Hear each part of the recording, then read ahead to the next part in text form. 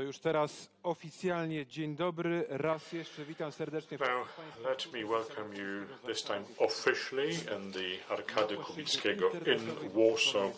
Welcome all the participants present here in person and online.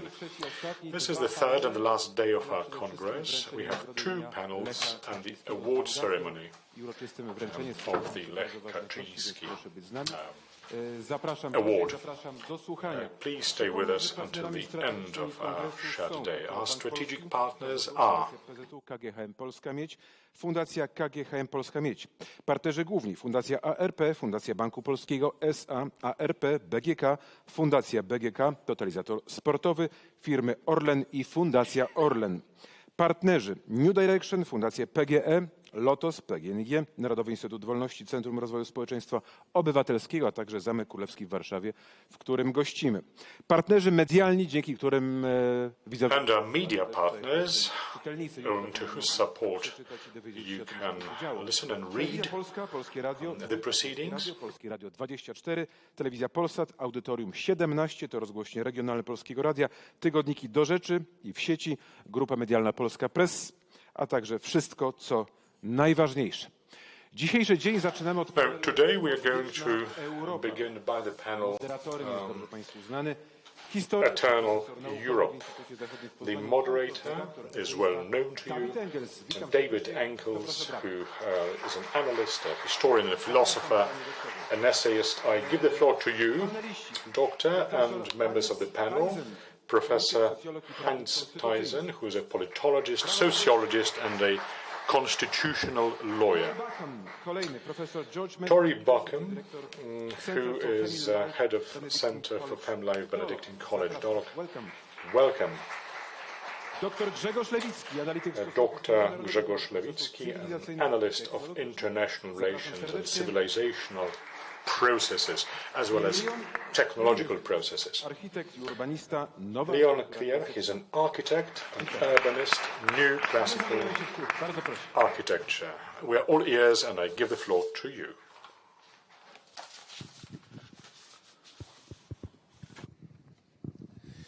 Yeah, ladies and gentlemen, thank you very much for the invitation. It is a great pleasure and honor for me to chair the panel dedicated to our common homeland, the eternal Europe.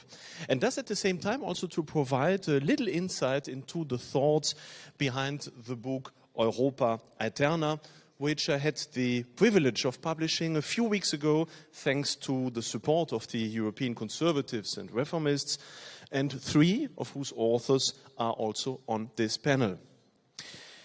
As a Belgian who grew up speaking German and French and who currently lives here in beautiful Warsaw, I think I can say that any purely national self-identification is wholly alien to me.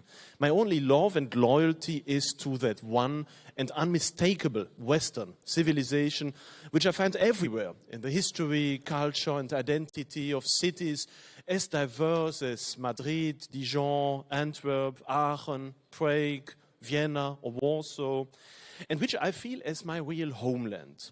A feeling of European patriotism for which I once coined the term Hesperialism.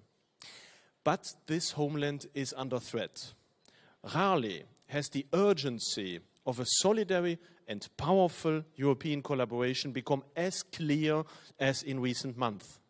Even before the outbreak of the Ukraine war, the Euro crisis, the migration crisis, the COVID crisis had all shown that only a close cooperation between the European peoples can make it possible to master the challenges of the present.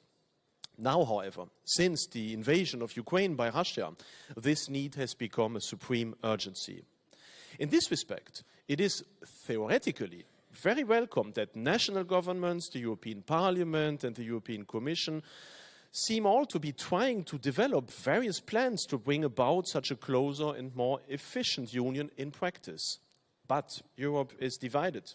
For the great differences in the proposed reform options reveal that two different camps have crystallized in recent years, namely that of the EU federalists, which seems to prevail politically above all in the west of Europe, and that of the EU sceptics, as we find it above all in the east of the Union.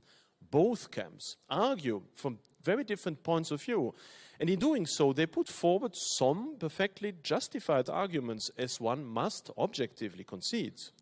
Yes, Europe needs close cooperation in certain key areas if it is to prevail against such dangerous challenges such as the Russian invasion, population decline, Chinese competition, deindustrialization, debt crisis, African mass migration, the aging of society, social polarization, increasing technological backwardness, or the education crisis.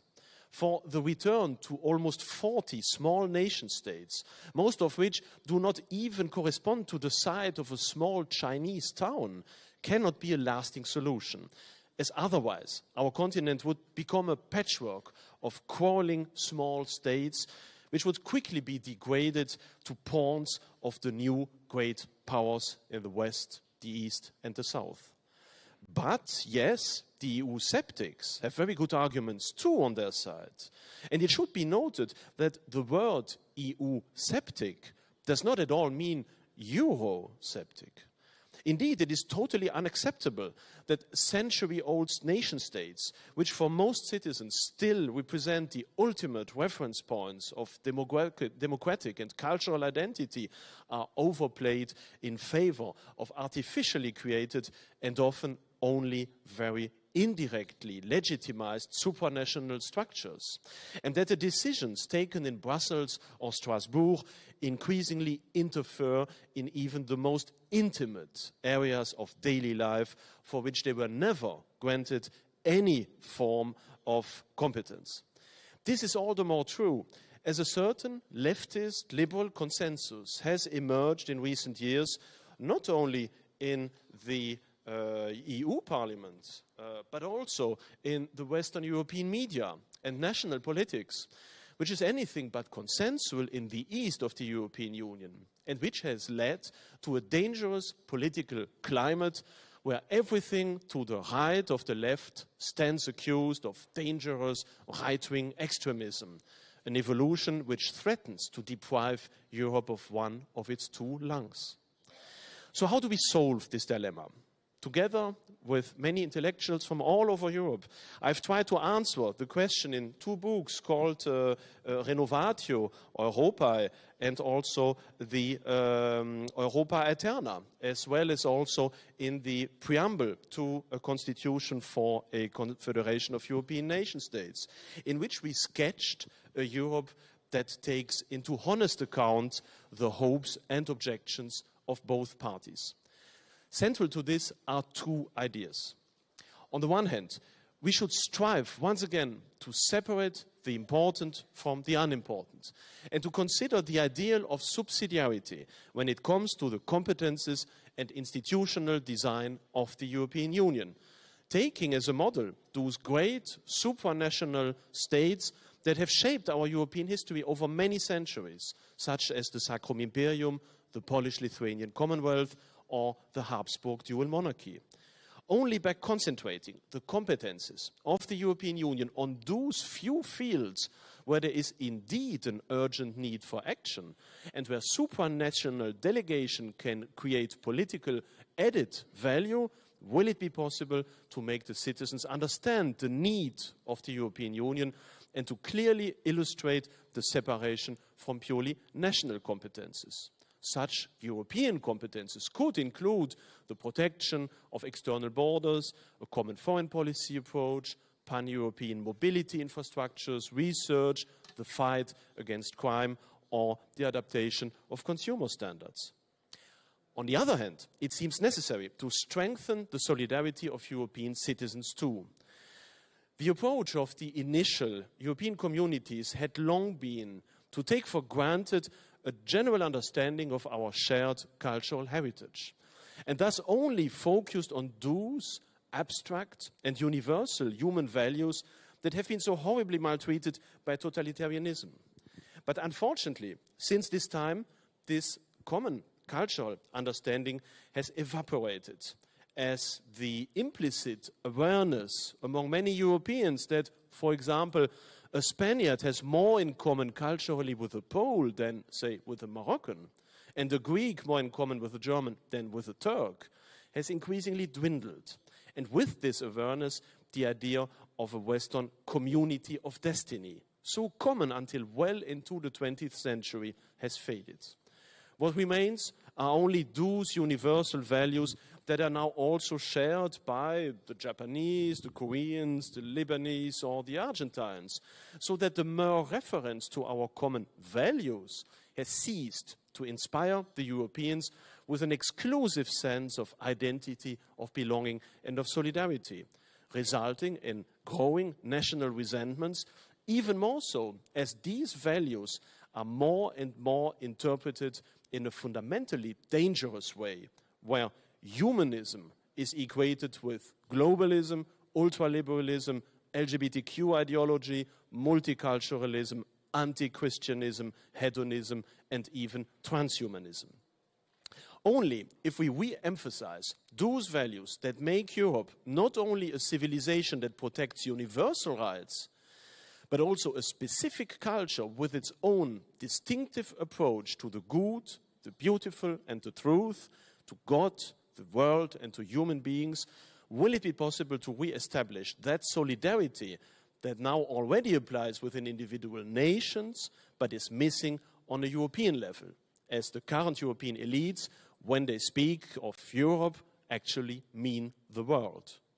We must once again, without arrogance, but with a healthy love of our own identity, bring our European spiritual, intellectual, and cultural heritage to the fore and offer the people of this continent a firmly defined, truly Hesperialist homeland that is greater than the nation-state, but which does not stretch its credibility in an arrogant claim to pan-human representativeness. In this respect, it must be a matter of urgency for us, especially today, to reassure ourselves of this shared heritage and to ask ourselves not only how it could come about that more and more people even doubt the existence of our common identity, but also how we can succeed in making this identity implicitly or explicitly shared by all Europeans conscious again and cultivated. The guests on today's panel are virtually predestined to answer these questions, and I would like to take the liberty of asking them one after the other for their respective opinions in the area of their current sphere of activity. As the first guest, I welcome Father Baucum. Tory Baucum received a PhD in divinity and in intercultural theology and was rector of All Saints Church in Kansas City, Missouri, and in 2007 of Truro Church in Fairfax, Virginia. After founding the Truro Institute for Peace and Reconciliation, he began his conversion into the Catholic Church in 2018 and later renounced his Anglican ministry. Tory Baucum has written 2 books, Constructing Faith Cultures in 2005 and Evangelical Hospitality in 2018. Dear Father, our European civilization, as all civilizations, is based on the cult of what is good, what is beautiful, what is true. How would you define our specific Western approach towards this truth? And the second question would be, what happens to a society when it forgets about this notion and when it just dissolves itself into relativism and materialism? I'm glad you're starting with, okay. Yeah, David, thank you for giving me the easy questions first. Let me back up a bit before I jump into that question. So I'm not a scholar of Poland, just a lover of Poland. My wife said she permitted me to have one mistress, and it was Poland. So I'm living that out.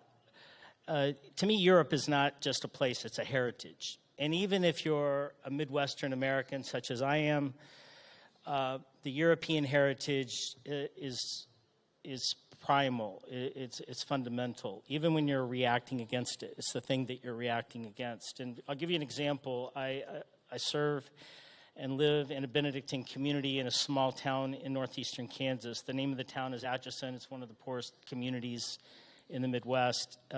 Benedictine Abbey was started in 1856.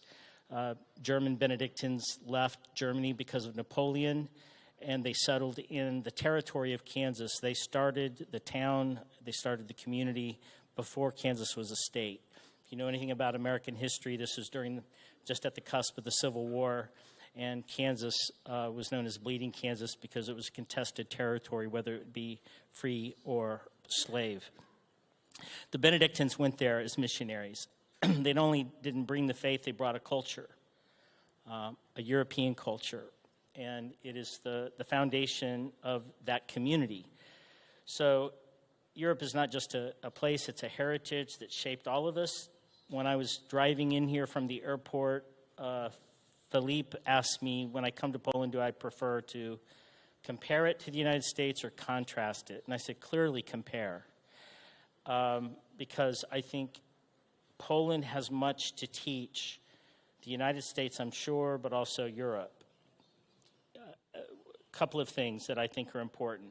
One is its experiment in multicultural democracy during the Commonwealth is still a rich resource for those who are committed to the ideals of democracy.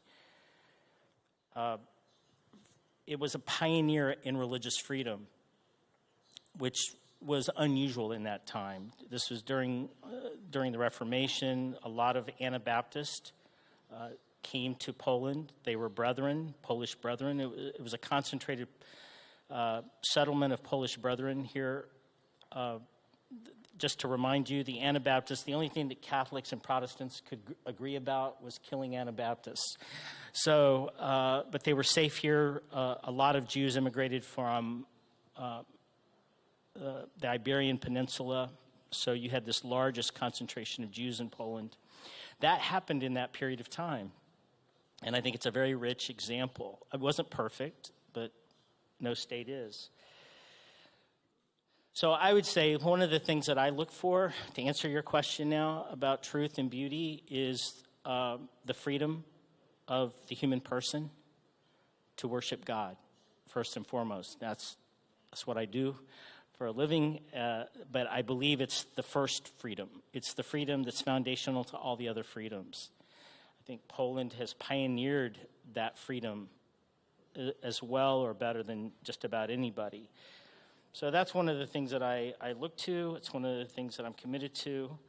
The other thing that I'm committed to in this conversation about Poland and Europe is that Poland is an old country, but it's a new nation. Unlike America, which is an old nation, but a new country. So by the time you dissolved as a state, we started as a state. And you were without a state for over 200 years, which is pretty extraordinary. Israel was without a state for 2,000 years, but you were without a state for 200 years.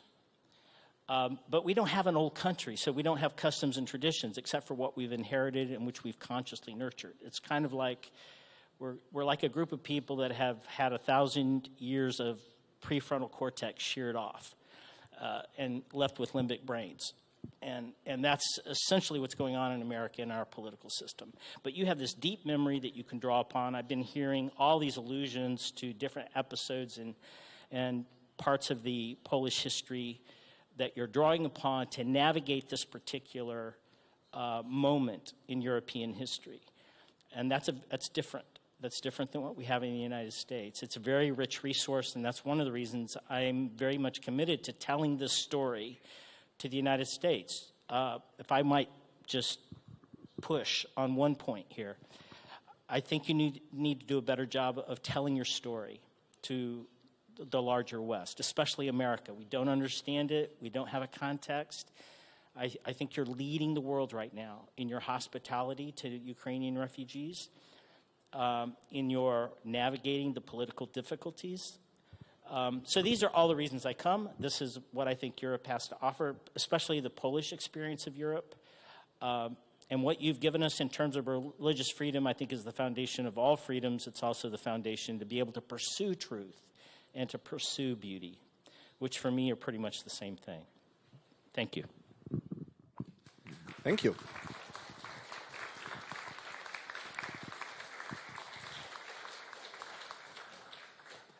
Thank you very much for that intervention, to which I wholeheartedly agree also. Absolutely. Thank you. As a second guest, I would welcome my friend Léon Krier, who is nearly a compatriot of mine, as he's from Luxembourg. I'm from Belgium, so we are within the same Benelux field of culture. Léon Krier, born in Luxembourg City, is a consultant in architecture, urbanism, and design. He propagates the technological, ecological, and social rationality and modernity of traditional urbanism and architecture, summarized in his book, The Architecture of Community of 2009. Krier is considered the founder of the new urbanism movement. Since 1988, he developed the general plans for the new town of Poundbury for the Prince of Wales. Since 2003, for the Cayala project in Guatemala, and since 2018 of Herencia de Allende, a new town in Mexico. Krier is also visiting professor at the Yale School of Architecture, winner of the first Richard Dreyhaus Architecture Prize in 2003, and commander of the Royal Victorian Order. Dear Léon, beauty is obviously also one of the pillars of our European identity. Without beauty, the whole project of a common culture just dissolves into mere welfare and mere materialism. So I would ask you, how would you define this specifically Western approach towards beauty? What is the essence somehow of our concept of beauty? And again, what is happening to a society that forgets about beauty, where the sense of beauty is dissolving, that is producing essentially extremely ugly cultural artifacts and forces people to live within them? What does it do to the human soul? So, very general question, but I'm sure you are the man to respond to that.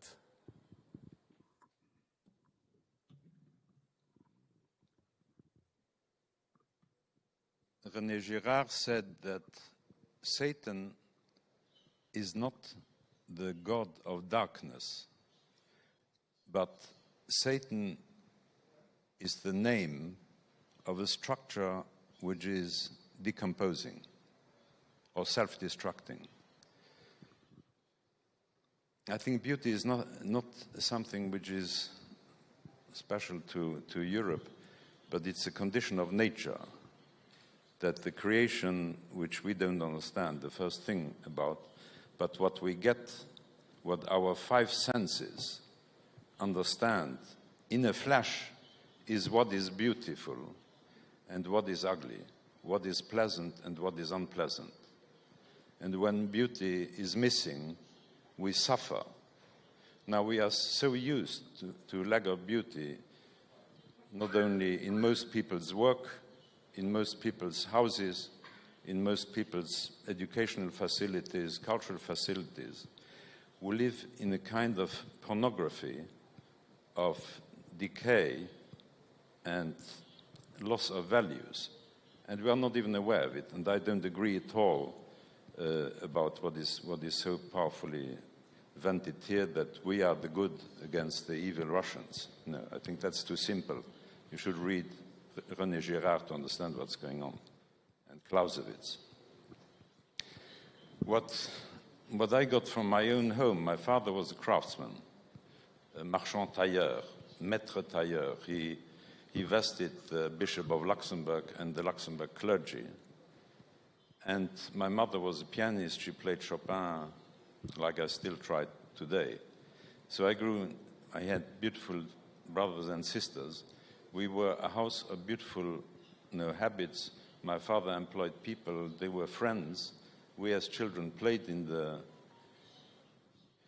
workshop of my father. And I grew up, and all this happened overlooking a beautiful city of Luxembourg, which was a perfect city when I grew up as a child. There were some suburbs, a bit of industrial borders, but the ugly stuff which made Luxembourg rich was 20 kilometers south of the town.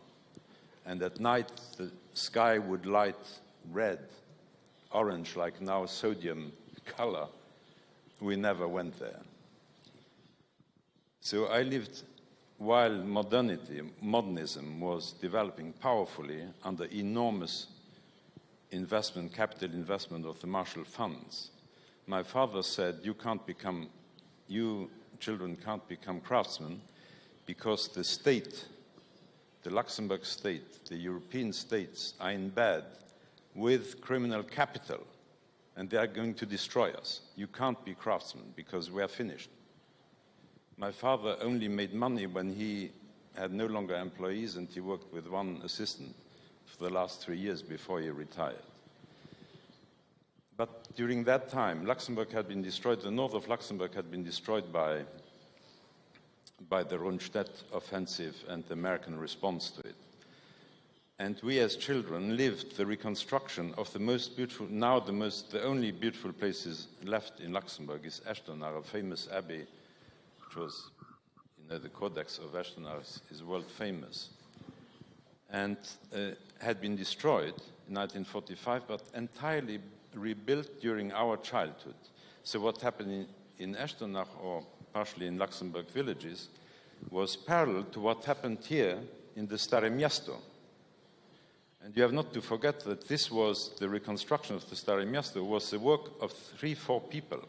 Without those 3-4 people, it would have been destroyed. It would have been left destroyed. And it was recorded. It was rebuilt on drawings which had been done by a professor and his students in 1937-38.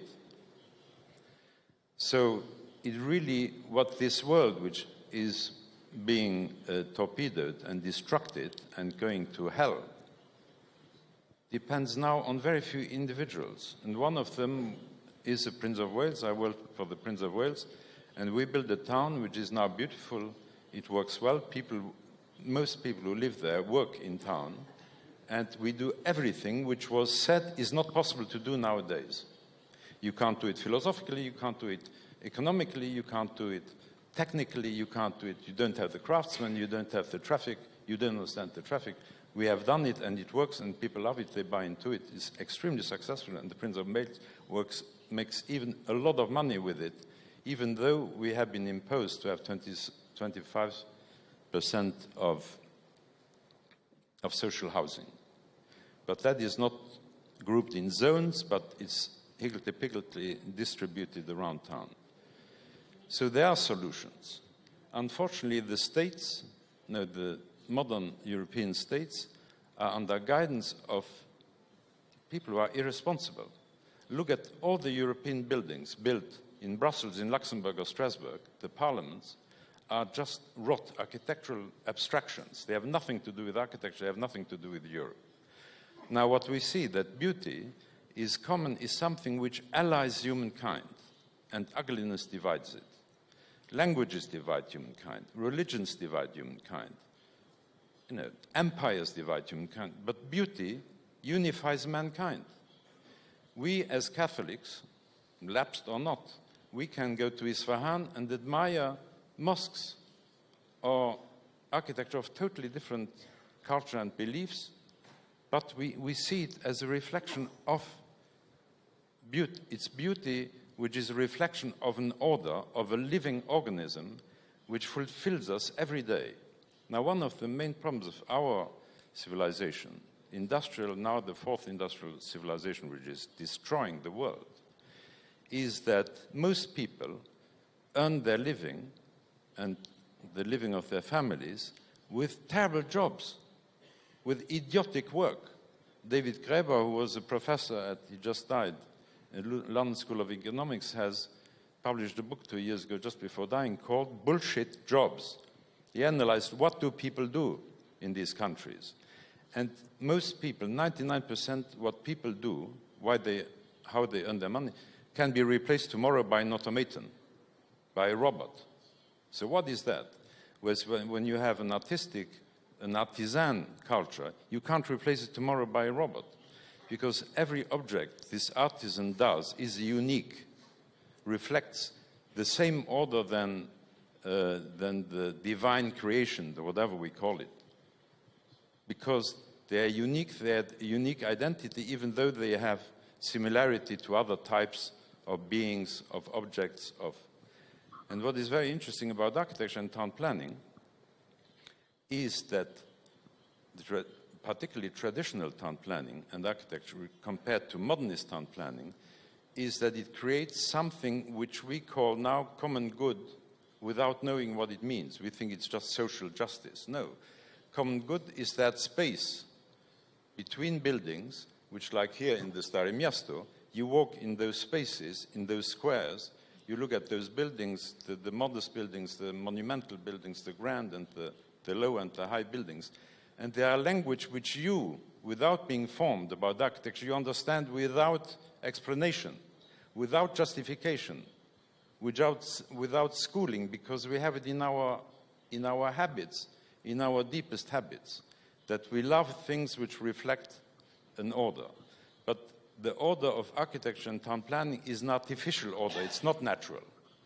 We imitate nature by analogy. And that is what is so, Hannah Arendt says that, what makes the world, the built world, the traditional built world, so familiar is its artificiality. It's uniquely human and cannot be replaced by rock formations or by natural forms which have nothing to do with. Because they are alien to us. We are not natural beings. We are products of our beliefs, of our education. And so I think it's very important that we begin to speak that architecture is not a natural product of a civilization automatic. Now the Ministry of Planning, the Ministry of Culture, the ministries have to do with art. They have nothing to do. They don't build Europe. They destroy Europe. And that is why I was so pleased to hear yesterday Mr. Carbo who talked about because with David, we want to launch my last project will be a small capital for Europe, the idea, so that Europe can be a small capital with symbolic institutions, not with technocratic, monstrous ministries who are going to dictate you how to light your backyard, how to drive your car, and what to do, in your intimacy.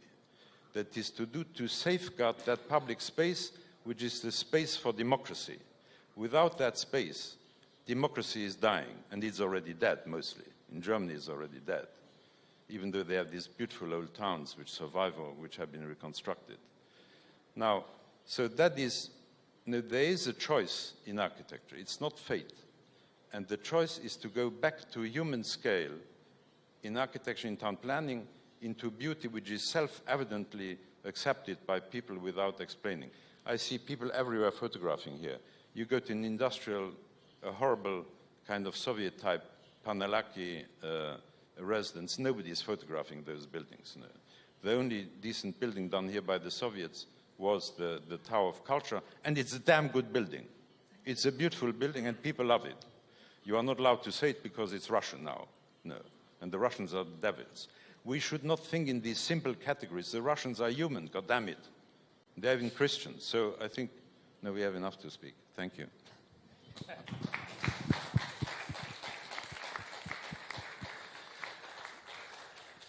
Thank you very much, Léon. So architecture and beauty is a choice, not a fate. So that is very well said, I think, and we would all, I think, really win from thinking about that and reminding about that, and hopefully also reminding our politicians that this ugliness is not a fate, but that we can also have the choice to do and to build beautiful things. So thank you very much. As a third guest, I would like to welcome my colleague Heinz Theisen. Heinz Theisen was professor for political science at the Catholic University of Applied Sciences of North Rhine-Westphalia in Cologne, and now works essentially as a freelance author and speaker. His main focus is on Europe, the Middle East, conflicts, cultures, modern world order, and so forth. In spring 2022, by the way, he published just some weeks ago his newest book with the title Selbstbehauptung, warum sich Europa und der Westen begrenzen müssen, so self-assertion, why Europe and the West must limit themselves. So very interesting use of the word begrenzen, limitation and self-limitation. And so, of course, as a specialist in political sciences, I would like to ask you what you would define as the typically Western or European sense of civic identity? What makes us specific, or what makes the sense of civic identity that arose in Europe in these last 100 years and that is now sadly declining in the West? What makes this typically European? On the one hand, can we put our finger on what it really means to be a citoyen, a Bürger in Europe? And of course, as a follow-up question to that, what happens when people forget about their civic identities? What happens if they become atomized, collectivist beings that do not care anymore about the different degrees of solidary communities, of society, and just basically fend for themselves while being at the same time submitted to these enormous bureaucratic machineries that are establishing themselves not only in the nation states, but unfortunately also in the European Union? First, let me thank you for the invitation. In Germany, it's hardly possible to talk about these issues, about culture, identity, and so on. We have now a deconstructed culture of self-denial. It's not only in Germany this way, but in big parts of Europe, self-denial. And this is astonishing because the self-denial of one's own is an evolutionarily improbable process. For in the evolution history of mankind, every living being, every group of people, every state has to struggle for self-assertion. How long can Europe afford not to do this? It is easy to see that such an attitude can only flourish in a state of extreme security, as in the West, in an alienation from reality. Decadence means not wanting to fight anymore. However, the war in Ukraine changes this noticeably. We need another conscience of self-assertion, and let me mention the civility as a solution for it. Europeans can no longer afford to ignore the laws of evolution, to sacrifice the protection of their own, to idealize slogans. The citizen of the world is a contradiction in terms. The glocal citizen, glocal, demanded today, however, would be a patriot, European and Atlanticist at the same time, a Westerner. Instead of focusing only on what is far away, he would once again devote himself to what is near and to the balance between it, and to the balance between social, economic, and ecological sustainability. In civility, the balance is decisive. Maybe we can define civility as balancing the contradictions of life. Civility is beyond left and right because from its core it always demands the balancing of opposites, of ora et labora, of ideal and material interests, of mutual complementing of work and leisure, of rights and duties, of self-interests and common interests, of present and future concerns, of promoting and demanding. This attitude enabled the rise of industrial society, social market economy, and constitutional democracy. And it could also enable a renewed self-assertion of Europe and the West. So our journey around the world always ends with ourselves, with the citizen. We may hope that the creative destruction will not only apply to ever new economic processes, as Schumpeter said, but also to cultural processes. For everything that does not limit itself, like the deconstructivism of our days, will inevitably destroy itself. This is what we are currently facing on many levels. We can make preparations for the time after that. And in this time, self-assertion will be a new paradigm. In a society that at least still wants to hold on to its freedom, order, on the other hand, it's not an aim in itself, as it is in the authoritarian systems, but serves to assert a free order. The self-assertion paradigm would help fault both the old left-right division and the new division along national, European and Western levels of actions. It would refer to the positive heritage of the nation state, especially the constitutional and social state, and its liberal democratic structures. To the European culture of freedom, individual rights, and other foundations of a liberal and solidary order laid by Christianity, natural law, and the Enlightenment. To the role to be jointly preserved by the Western world vis-à-vis authoritarian and totalitarian world powers. So I believe from the paradigm of self-assertion, it follows for all levels of actors that it is only a matter of a defensive attitude, which is underlined by its own self-definition. This is the most important limitation, the self-definition of Europe. Thank you very much.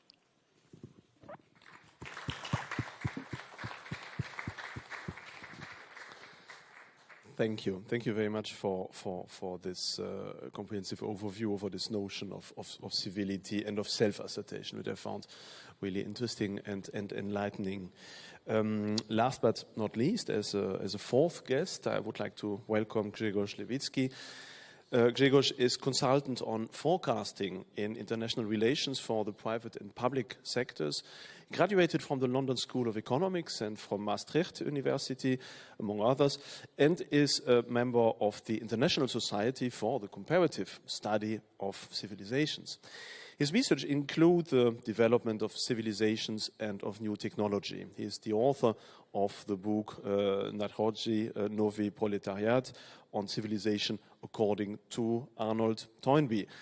Dear Greg, so we heard a lot about civility, about self-assertion, about beauty, of course, about God.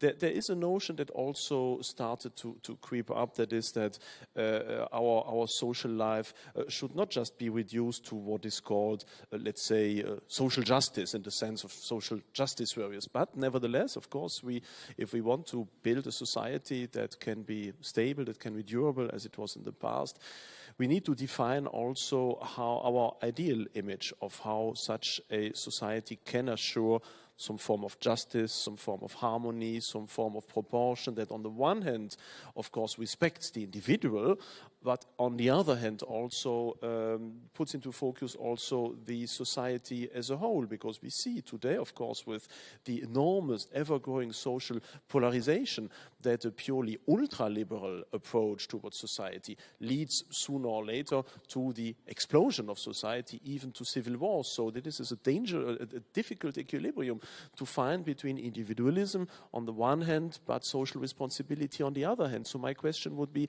is there, and we see, of course, that in different civilizations, like in Islam, like in China, like in India, there are very different approaches to this generally human question that are developed. So how could we somehow define or grasp what is typically a Western view on social justice, social harmony, and so forth?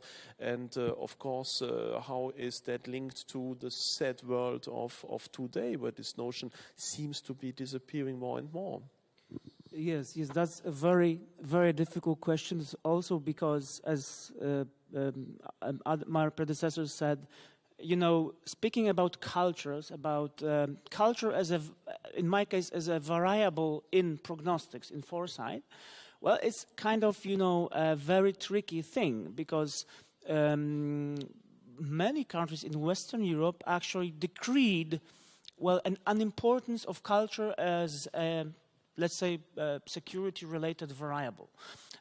So whereas when we look at the collective identities, let us imagine we gradually, hover up as like a drone, achieving a bird's eye view. So first we have a family, and that it's basically a cell of identity. Then you have neighborhood, region, then you have a nation, then you have civilization, right?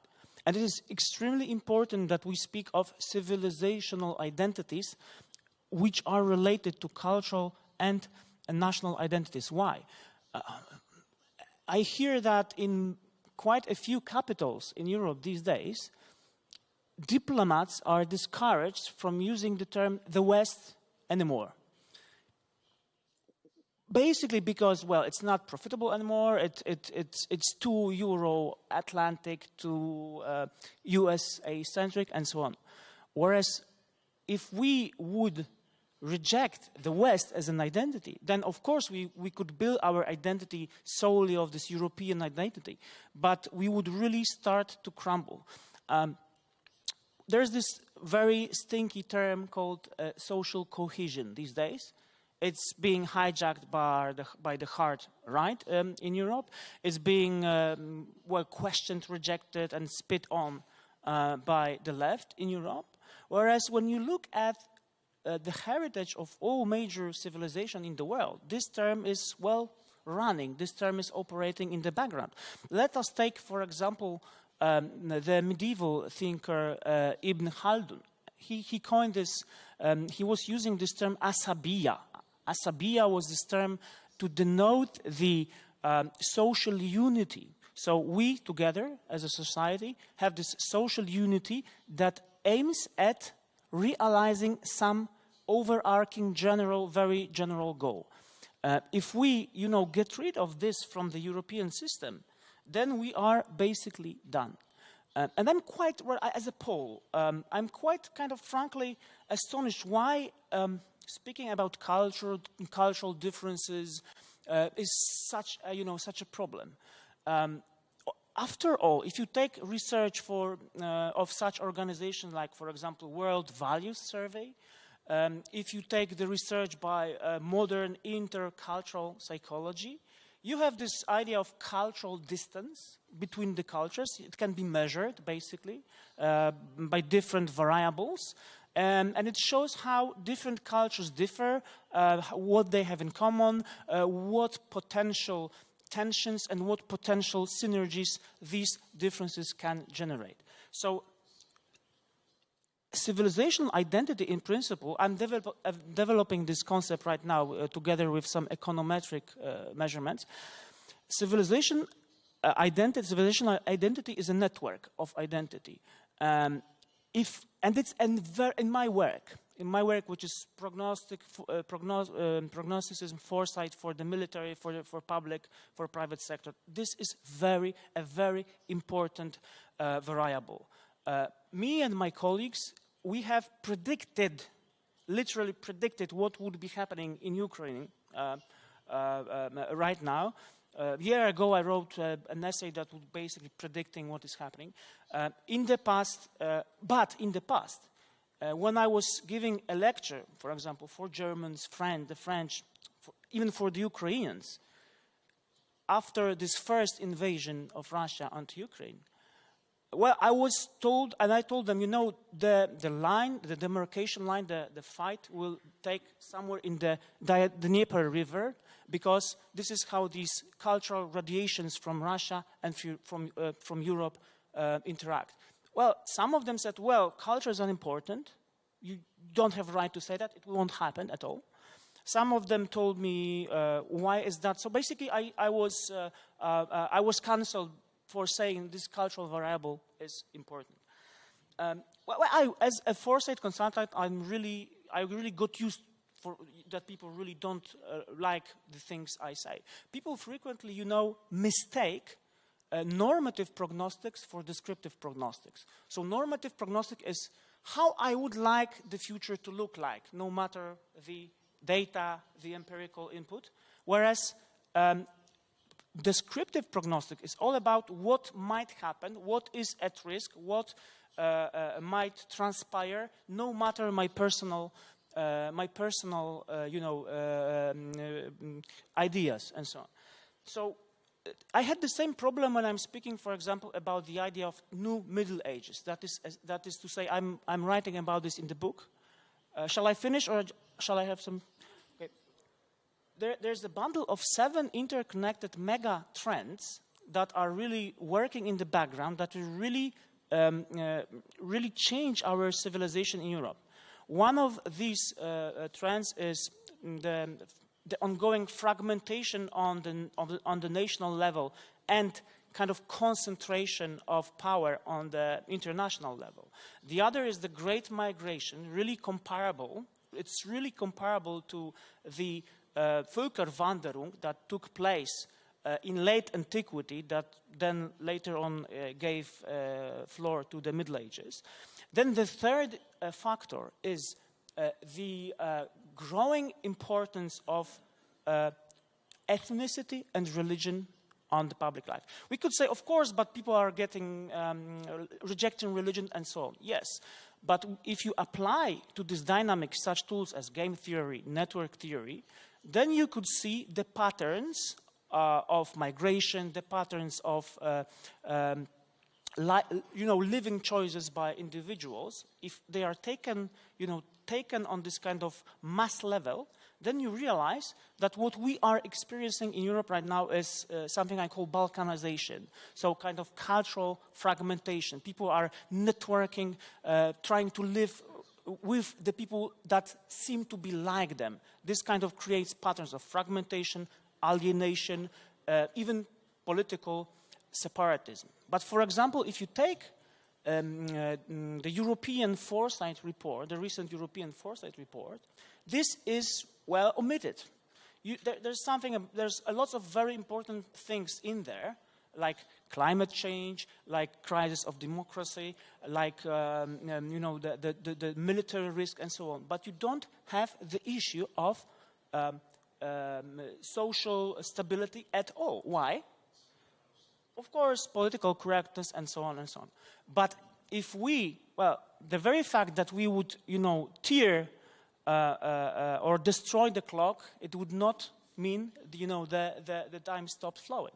So just to finish this with this kind of positive note, when we look how Europe handled, Eastern and Central Europe handled the multiculturalism, I'm writing about this in the book, it seems, because, many people are asking, wow, how is it possible Poland, absorbs so many millions of Ukrainians? You were so, xenophobic, racist. This is what I heard when I was traveling to the Western Europe. And I said, no. Look, we do have the sprouts and the remnants of something that was called in the past Polish-Lithuanian Commonwealth. It was, maybe not all of you are aware, but there was this great, tremendous, powerful social organism encompassing Poland, Lithuania, Belarus, parts of Ukraine, which created something that historians refer to as a country without stakes, which means in the area of, religious wars in Europe, we created this kind of stable area of tolerance that lasted centuries. And what I'm trying to do in my research is I'm trying to pinpoint the kind of regulative context and trying to take out the rules that made all of this possible. And these rules were first created, intentionally, but some of these rules emerge really intuitively. This is what is happening. Like all of my friends who are hosting some Ukrainians, they say, because you have to. Because this is something that's, you have a free flat, you have a passive income from this flat, you just give it to the people. You don't think of when they would leave. You don't think of how this would unfold. It's very, very symbolical. That's why I think, as opposed to the multiculturalism in Western Europe, that really made some tremendous mistakes. I'm writing more about this in the book. But basically what happened in Western Europe after the Second World War is that from one radicalism that was, for example, Nazism, that basically rejected all plurality unconditionally. Then Western Europe especially switched to unconditional accepted of plurality, no matter the underlying variables. Both strategies are too radical. And if you apply a radical strategy that reduces cultural, social, political complexity to some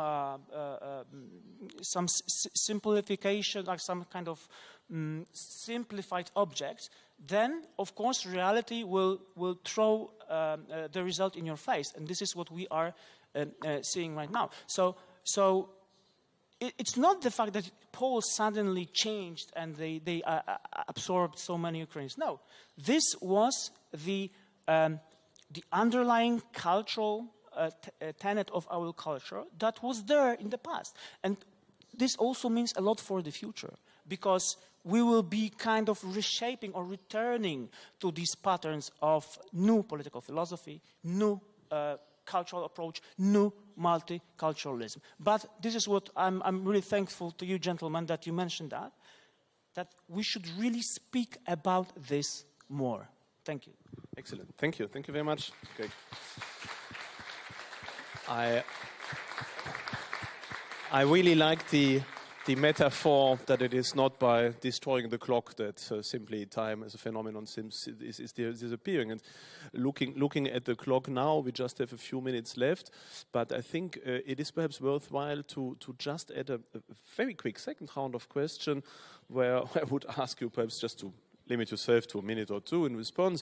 It's rather a game somehow, because now we showed or we saw where many of the main problems of our Western identity today are lying. And of course, you all are also active in your fields of profession in trying to fight that, be it by building beautiful towns, be it by publishing and analyzing events, be it also by ministering actively and dealing with people, speaking about the faith and so forth. So individually, of course, all of you are trying to contribute your share, but obviously we are not politicians, so they do not have much power, of course.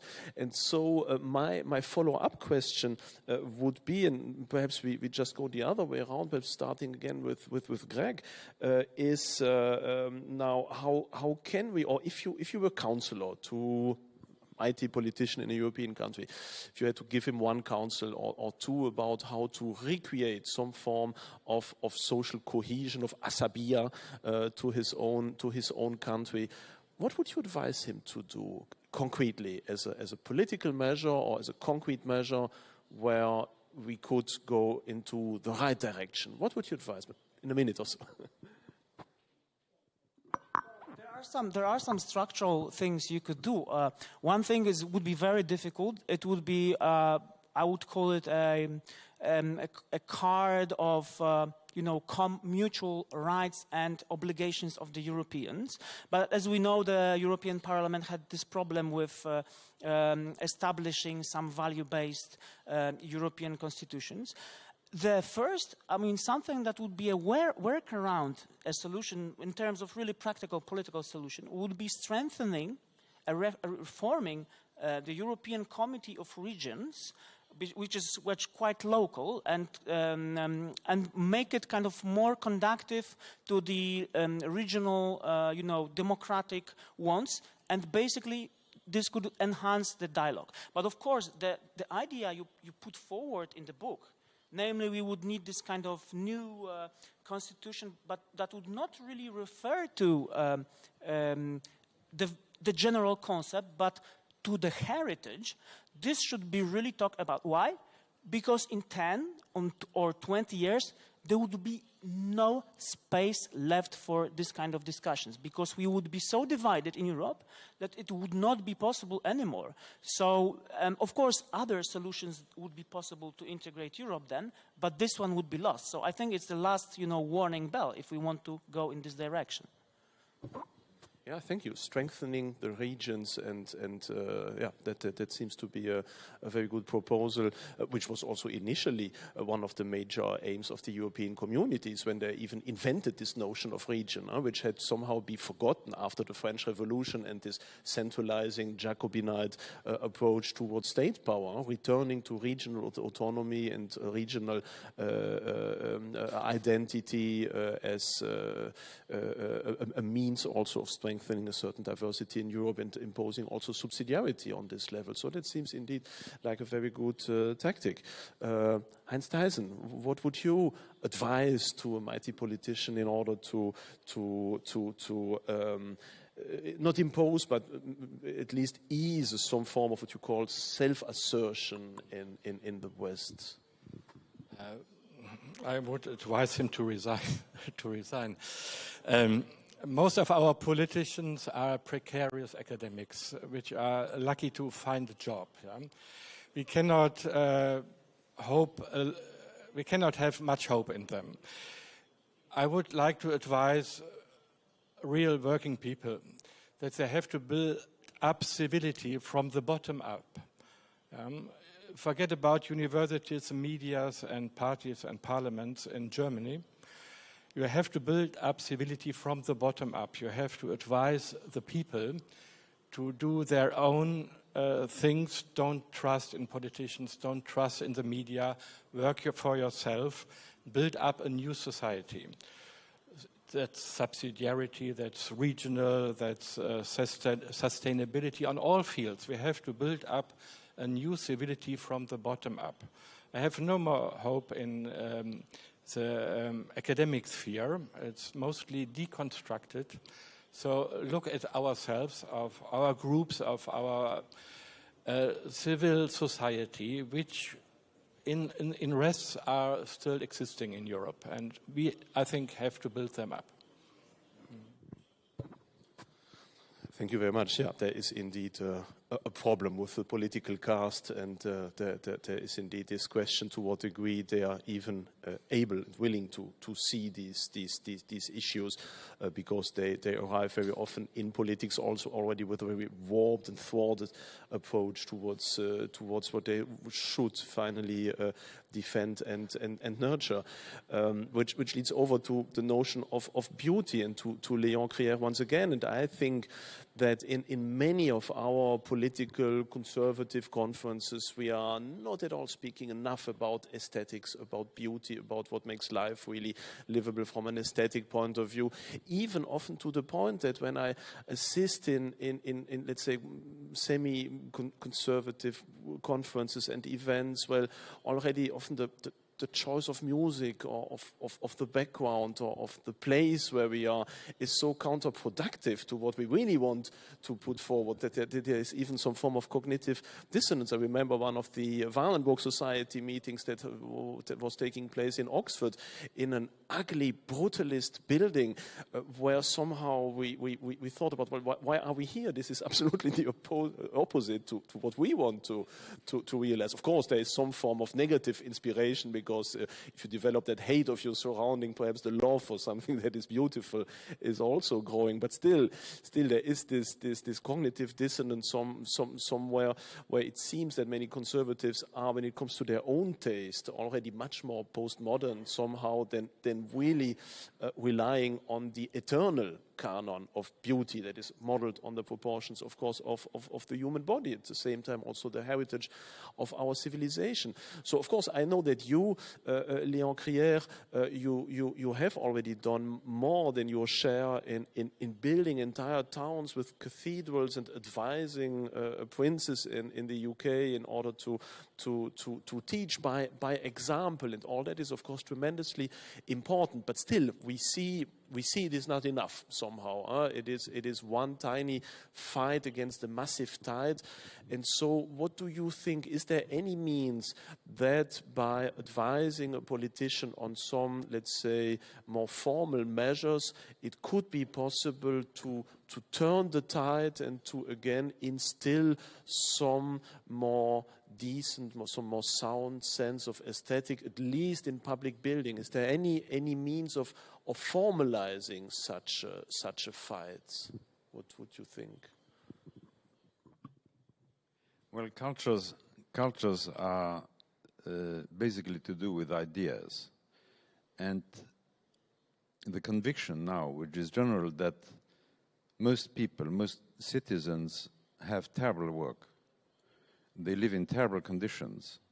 Their children are being educated by totally irresponsible, experimentalist, Dadaist, kind of absurdists. Huh? And within this mess, which is extremely dangerous, I think we're going, I mean, rereading René Girard, he says we're in the antechamber of apocalypse because things are so violent and getting larger and larger. The scale is so inhuman, has nothing anymore to do with human scale, is to go back to human scale in most matters. Because there are things which need to be global, but most things we do have to do with local affairs. I mean, I'm born in Luxembourg. I'm the master planner of the first English traditional town, built in 60 years, 70 years. And it's as good as any historic town. We don't have churches. I always had the square in each, we have 4 quarters. In each quarter, there's a square for town hall and a market building and one for a church. We still don't have a church because the English people don't go anymore to church. They say, we have already too many churches in the region. But anyway, the important thing is to go back to human scale also in economic matters. The only theoretician I know about human scale in economics is called Leopold Koch, very important Austrian economist, totally forgotten. But he's the only one who addressed this issue of human scale in economics. Because what we have now, the global scale in economics, is totally anti-human, anti-cultural, anti-pleasure, anti-beauty. It's just a horrendous development towards extreme violence, which is going to end up in atomic war, as we are now at the footsteps. But I think as all errors are based on wrong thinking, on stupid thinking, it's good to go back to Aristotle, politics. What he says is that economy should not be dictating what people do, but people, individual, God-created individuals, each one has different talent. Some play well the piano, some work wood, some do buildings, and only in building, to do the Stare Miasto here, you had 39 different crafts, each one done by individuals who are extremely talented just for that craft. And a person who works iron doesn't like to work wood. A pianist necessarily does not want to play the violin. And so it's to go back to these basics. What do we do with our hands? Because the hands are direct linked to our brains, and that creates culture. Robots don't create culture, and transhumanism is the end of the world. And the people in Davos, they are criminals. The group of Davos, they are criminals. And the only horror I have is that Prince of Wales, who is a very important person, that he's now part of that group. I tried to get him out of there. But, Klaus Schwab, he's a criminal. They are demented. They want to destroy this world. What we know as the world of human scale, of beauty, of people dancing in the streets, doing nice things, and so on. Thank you. Thank you very much. Thank you. You said something very important. You said that even in this magnificent new town, the church is still missing, and so that is, of course, the ideal apropos for the last word, I would say, in this discussion by Father Baucum. What can we do somehow to place again the church in the town, this missing place, to fill it again? How can we bring people back to at least to transcendence? What can we do apart from our individual example? Is there any concrete measure we could perhaps put forth to again instill that in people in a very short time, of course?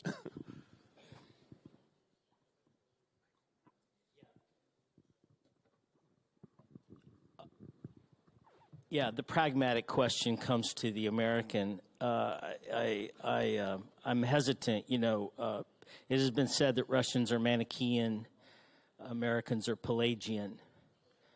And I like to think Poles are romantic Augustinians.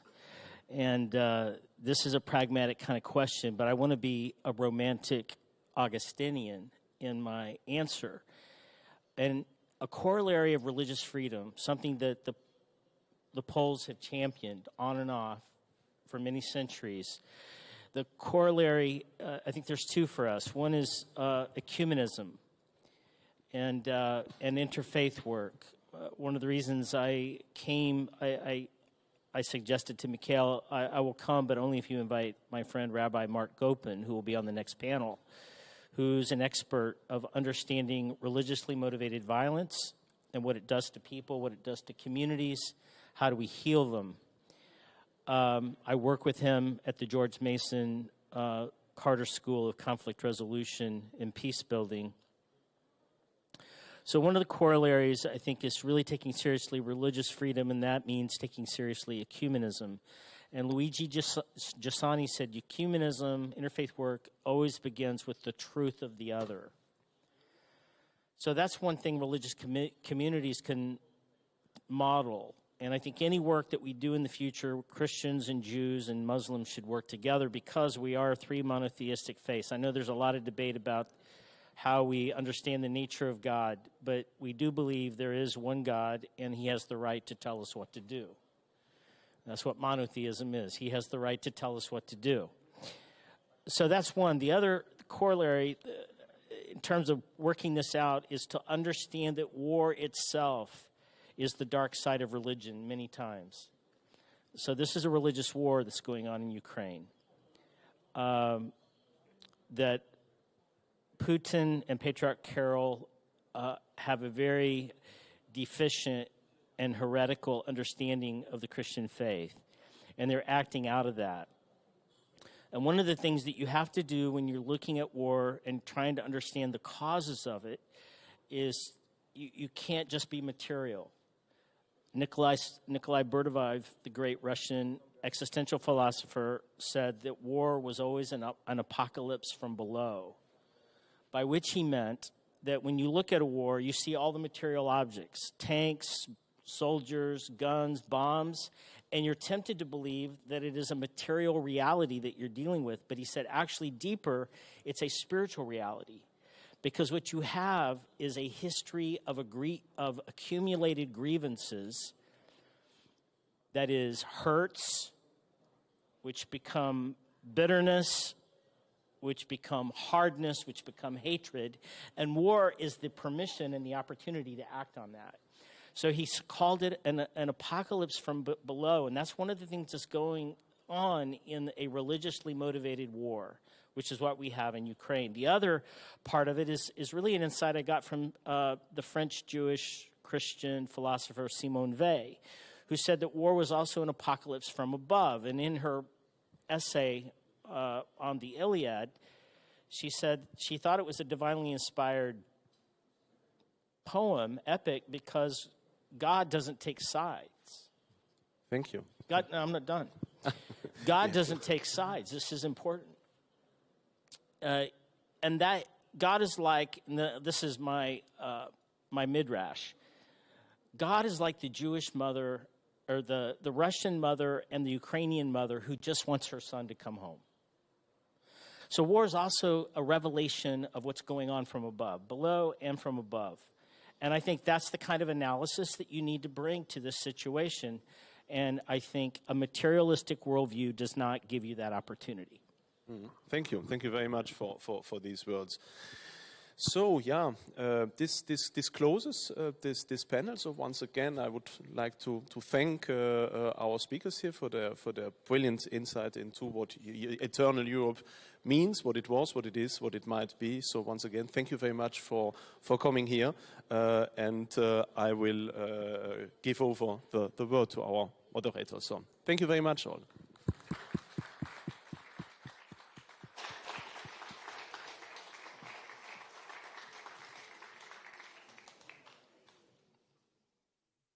Ja również dziękuję panelistom. David Engels. I also thank the panelists. Thank you, Mr. David Engels. Szanowni Państwo, kolejny, Ladies and gentlemen, jak zresztą wszystkie inne A unique panel awaits us, and now the Commonwealth of many free nations. Dziś przed nami ważny film dokumentalny, We will also watch a short but important documentary film and also the awarding of the Lech Kaczyński Prize Rebellion and Affirmation. A movie about Bronisław Wilczstein will be broadcast at the Polish television Kultura, Culture Channel. ale osoby związanej z Kongresem, a za moment An important movie about Bronisław Wilczstein, who is also connected with our Congress. Please do not leave your seats, please.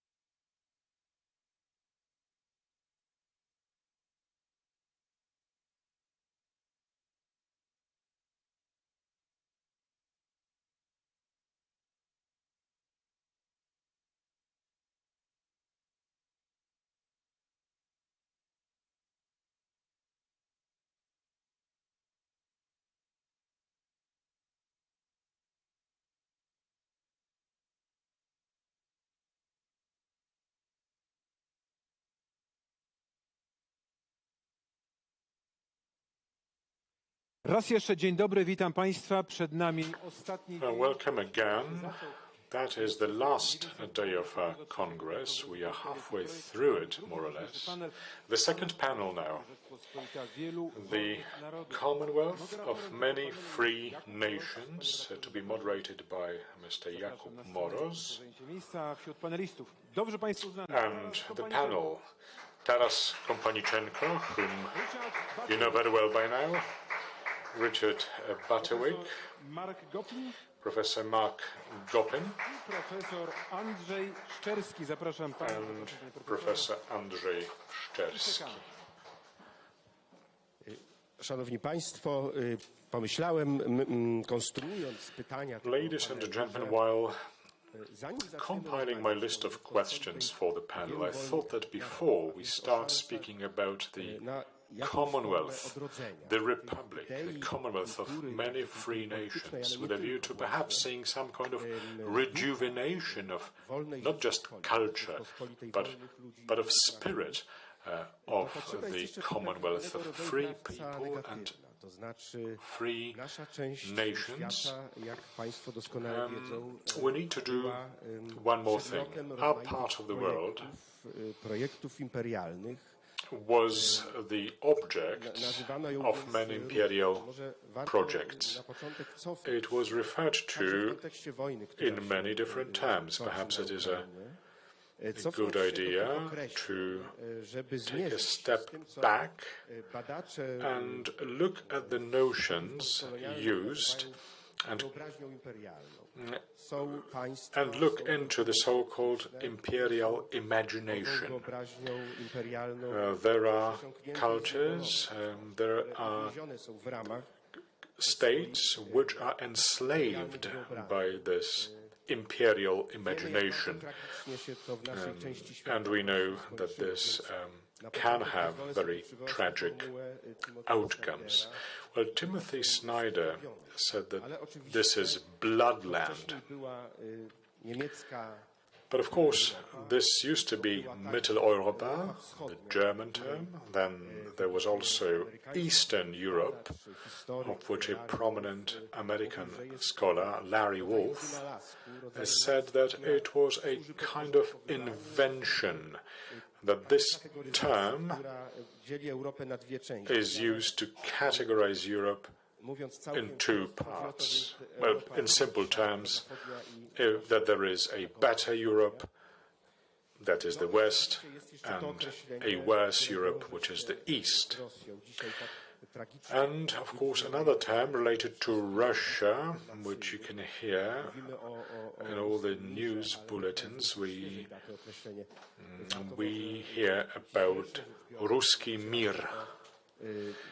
But historically, we should rather be talking about a project that was expected to unite all Slavs under the leadership of Russia as a natural leader in this part of the world. So before we start projecting positive considerations,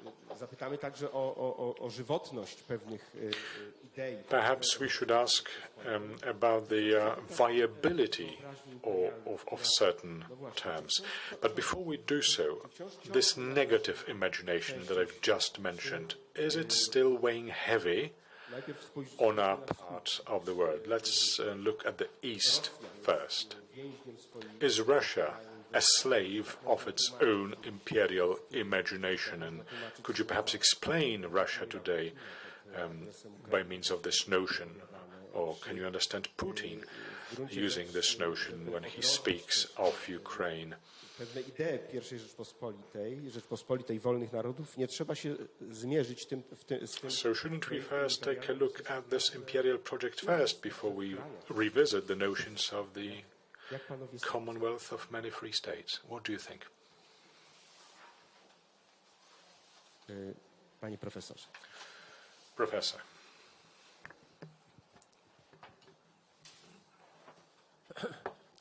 Chciałbym najpierw podziękować za zaproszenie. Well, first of all, I would like to thank you for the invitation to this distinguished rozmowie. and for the opportunity to participate in this important exchange.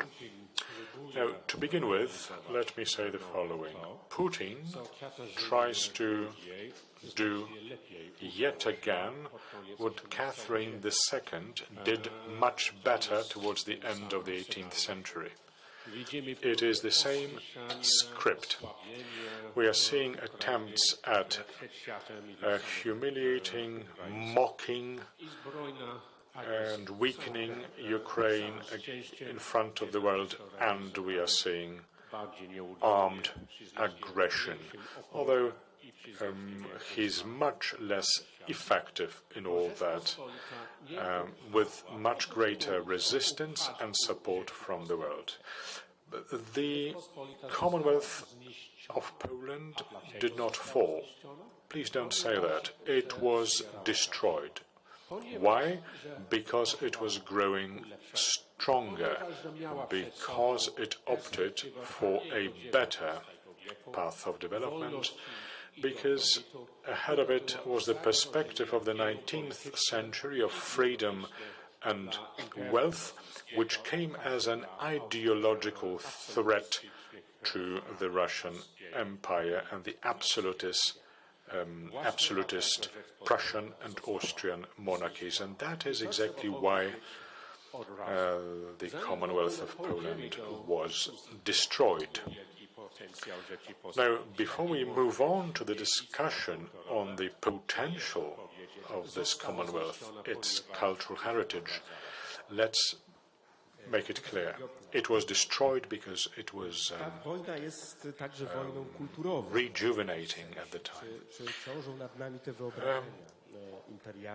Are we still burdened by the imperial or colonial imagination, if you look at Russia today?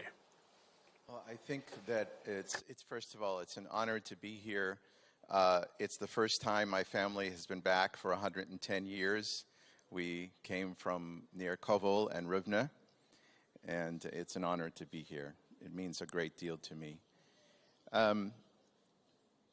As long as absolute leaders control the message and the information for an entire people, we are still captive to the potential for colonial imperialism and the destruction of neighbors, the humiliation of neighbors, the lack of recognition of borders and boundaries. We can talk later about what an ideal neighbor is. But what Mr. Putin is doing was done in August of 1939 by Himmler and a series of others, dehumanizing Poles, devaluing the independence and the even existence of the identity. And this tragically is the way in which Mr. Putin is planning now.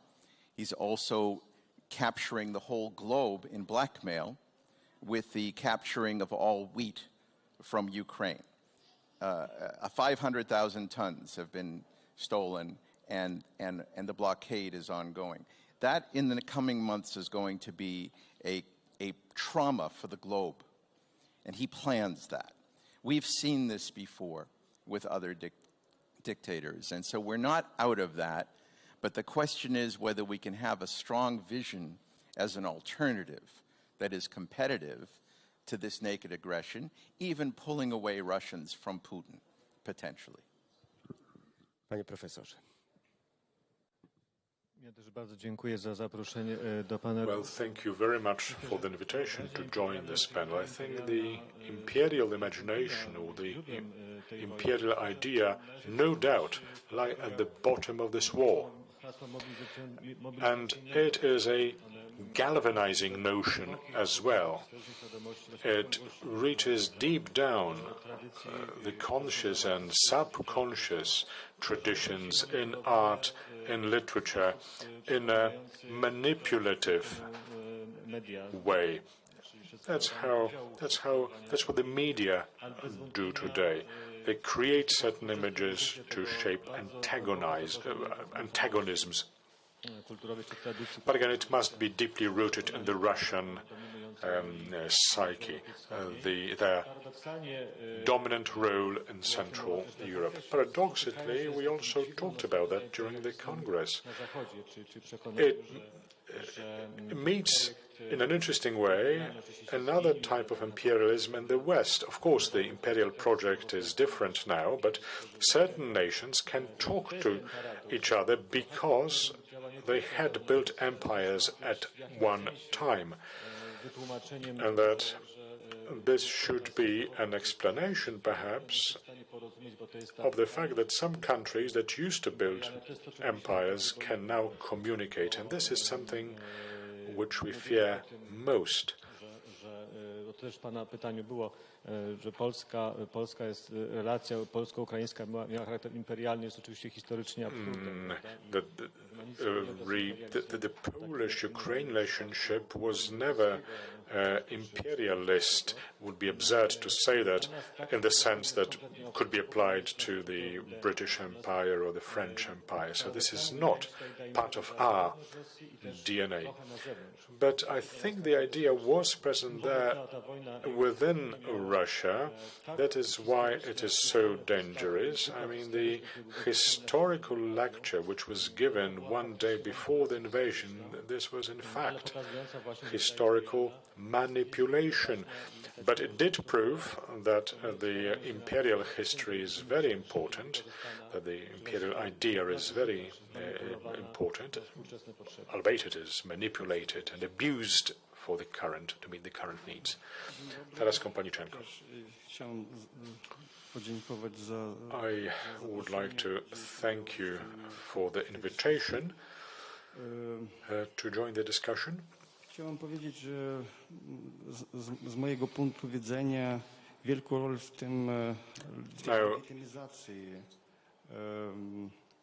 imperialnych. From my point of view, a great role in legitimizing the imperial aspirations of Russia was played by an expansive Russian culture which was shown worldwide. A lot of money was invested in promoting this culture in a grand style.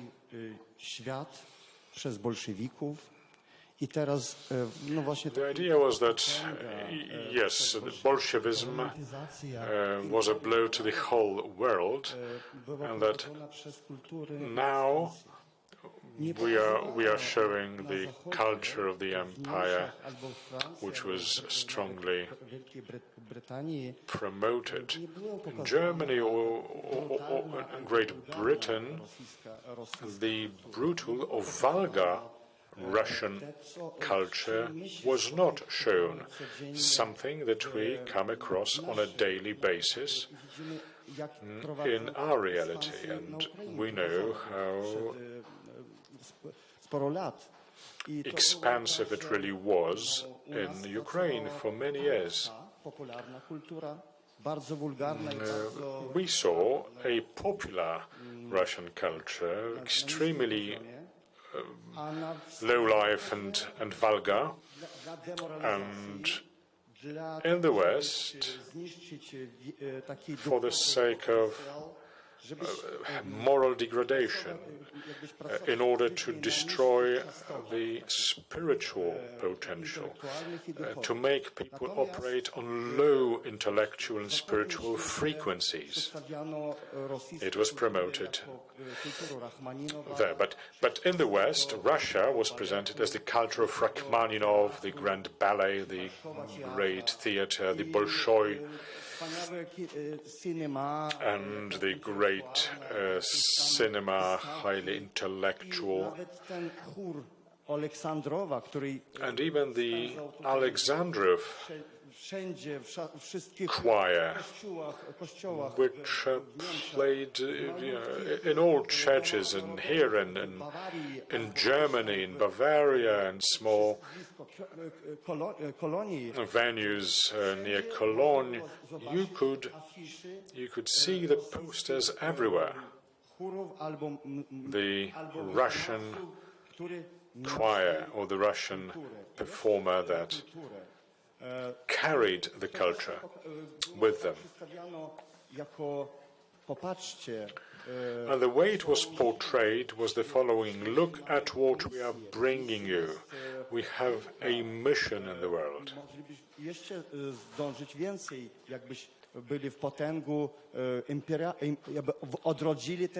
And if we regenerate the empire, we will give you more of that.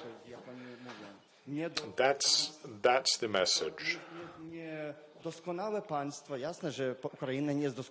of course, Ukraine is not a perfect state. But then there is no perfect state. There are no such states.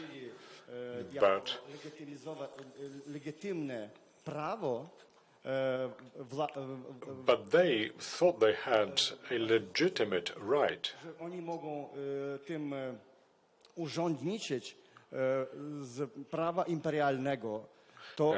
based on their imperial aspirations. Well, and with that right, they ascribed to themselves. They thought they had the right to call some nations uncultured or dictatorial or vulgar or uneducated.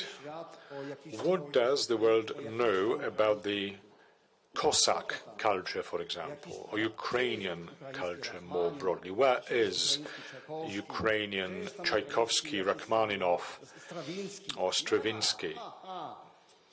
There isn't any. So they are not a nation, it's just a political construct. And also, through the cinema, through animations, they romanticize Russia. You remember the animations of Anastasia, the princess who survived the Bolshevik murder and repression, and she survived. She was alive, and then she got married, and so on and so forth. It was also magnificent. This brilliant empire, this seamless state mechanism, and just the beauty and power. So it seems to me that in addition to a pragmatic approach, a certain nostalgic, romanticized vision was imbibed in it.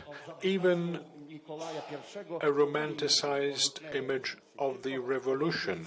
They never talked about the February Revolution, they always talked about the Bolshevik Revolution. Before the Bolsheviks, everything was in perfect order. They seem to be saying that's the image they want to project. And they think they have the right to do so, that Russia has the right to wield power over Ukraine, over Belarus, and this absurd notion of brotherly nations. Neighbors, yes, but why brotherly nations? Maybe the Dutch, the Dutch as brothers to Germans or Spaniards for that matter.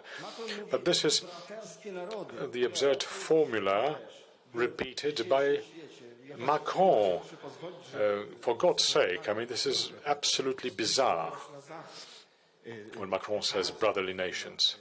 All right, let me take this streak further. When we are asking about a living imperial imagination, this imperial spectre, if you like, let me remind, after Eva Thompson celebrated at this Congress a few editions before, the Polish colonial situation, the Polish colonial subordination to Russia was somehow unique in the map of subordinated countries because Poles always had a sense of civilizational and cultural superiority over the colonial power. And therefore, the emancipation process, emancipation from the Russian colonial project perhaps is easier for Poland. But to think again in terms of sovereign, dignified Commonwealth, don't we need as a prerequisite a much harder work, and that is to handle the colonial spectre which is coming from the West and which talk about the supremacy of the Western lifestyle, the modernization or the modernity. We've been experiencing this in Poland quite acutely over the past 30 years or so, and which now presents itself as a very dangerous phenomenon, especially given the war in Ukraine. Now, at this Congress, we've already noted that the agreement between Russia and imperial countries of the past in the west of Europe is feared in Poland, because this seems to be proving the fact that the imperial imagination is very much alive, and it is also somehow part of the war that Russia declared on Ukraine. Professor Gopin, what is your view of that? Do you see this imperial colonial spectre in the west of Europe? I think it's very understandable that anyone living in Poland and having immediate memory of family going through the horrors of World War II would naturally be traumatized by any conversations between a man like Mr. Putin and the Western powers. And I think that's a real trauma. And people have a right to feel that way. I do know my work. I am a rabbi, a Jewish rabbi, but I am also a professor that works around the world in conflict and war zones with victims of war. And I know that the trauma of being attacked from all sides leads to severe emotional problems.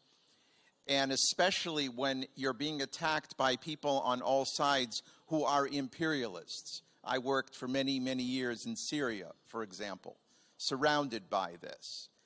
And it's real. And people, the greatest violation that happens both in family and also in the world is the narcissism of those who take over everyone else's space. That's the greatest danger in family life. It's the greatest danger between neighbors. And the difficulty with recognizing the existence of another is the greatest challenge for those who become drunk with power. Germany has had its turn, France had its turn, Russia is still in the middle of its turn, and it is terrifying to be around that. At the same time, I think that we need to discuss what is the victory over that, and what happens with a mental state, both personally and nationally, that can engage countries like Germany, but as equals, with a rational conversation, a demanding conversation, as equals, facing what is it that we stand for together, not what you want us to do. And I think that if we find the right language for that, because language is power, and the language here has to be one of shared rights, shared values, shared respect for boundaries, so that the other nations do not fall back on their imperial habits, but also their corporate convenience, because they are business partners with Mr. Putin. Everyone in oil and gas is a business partner. And as long as those troops are not on their border, people tend to revert to their business interests. So we need a world that goes beyond business interests, and particularly the oil and gas industry, which is killing the planet, and find out what are our shared values. What don't you want to happen in Germany that we don't want to happen in Ukraine? That's where we need to go. Czy myśli pan, że rodzaj takiej zbiorowej, kulturowej terapii? So do you think that this sort of collective cultural therapy, as that is how I understand your proposal, a cultural therapy within the European Union, within Europe, is such a therapy possible? Should such a voice be heard in Europe? In Europe, which has an experience of imperialism, is this possible or is this completely unfeasible? Such a dialogue, such a discussion. Very briefly, I want to express a note of gratitude to the evolution of the character of Mr. Zelensky as an example of how it is possible, with the force of character and the choice of words, to call Biden to conscience, to call Macron to conscience. And it is the force of his vision that is reshaping the way in which the world is operating today. This former comedian, who we're very, very proud of. I know in the Jewish community we're very proud of him. In Israel, he's a hero. But what did he do? He called people to conscience with carefully chosen words that are going to continue to push the envelope. Now, will that result in real defense of Ukraine? We'll see. You know, we'll see. We don't know what's going to happen with the artillery war and the blockade. There are many things that we have to, but I think Mr. Zelensky is a model to all of us of how to psychologically and therapeutically call Europe to its higher conscience. Pan profesor Butterwick. Panie profesorze, jestem ciekaw, jak historyk, który w tak znakomicie wnikliwy sposób zajmuje się korzeniami także nowoczesnych wyobrażeń imperialnych w tej części świata. Co sądzi pan na ten temat? It's particularly unfortunate that po wysłuchaniu elokwentnej angielszczyzny. After listening to this eloquent English statement of the professor, I switched to English. Że właśnie w momencie It is very inconvenient that at the moment where imperialism imagination is being shaped, evolving in the world, that was the point when the Commonwealth was destroyed, and it was destroyed in a way to humiliate it and make it the laughingstock of Europe. And French intellectuals contributed to this because they supported the empires which conducted the partitions of Poland. So shared values based on freedom, equality, on the common cause. So the Commonwealth itself and political virtue. This was presented as something outdated, as something backward, not in line with modern power. And that is how the victorious empires presented Poland. Then the constitution of 3rd May, the first constitution, improved the image of the Commonwealth. But after that, the empires reverted to presenting the Commonwealth as failing in catching up with the modern world of power. So yes, there are some imperial sentiments. The Congress of Vienna established a division of power between the empire at the cost of the less powerful state. And then at the beginning of the 20th century, I discussed this event with Professor Marek Cichocki, the Versailles Treaty was introduced, because after 20 years, there was another division of power between the empires. And states, nations, peoples who got their chance to assert themselves after the three empires fell at the end of the World War II, thanks to a certain extent, an American intervention. It was thought that it would be better that they would stay within their empires and not rebel, and not cause trouble to the great empires of the world. This resulted from the negative approach to the Versailles Treaty and emerged as a principle of international relations. Widzimy, że jest wielkie zróżnicowanie między byłymi mocarstwami. At the moment, we see high diversification between the empires of today's world. On the one side, I would say the hesitation of Germany and France. On the other hand, the British and the Americans and their approach to Ukraine and Poland. The US and the UK have a different approach, setting aside issues such as the judiciary reform. But as concerns the main security issues, their approach differs greatly. So the overseas and the onshore attitudes vary greatly. I'm also wondering what the approach of experts in art are about the imperialist threat to our part of the world. So, Mr. Professor, I hand over to you. A discussion about empires to an art historian is, on the one hand, simple, because we can point to the actions of empires aimed at suppressing the territories which they govern. One example here is the Palace of Culture and Science. I don't think it's a beautiful building, contrary to what has been said here.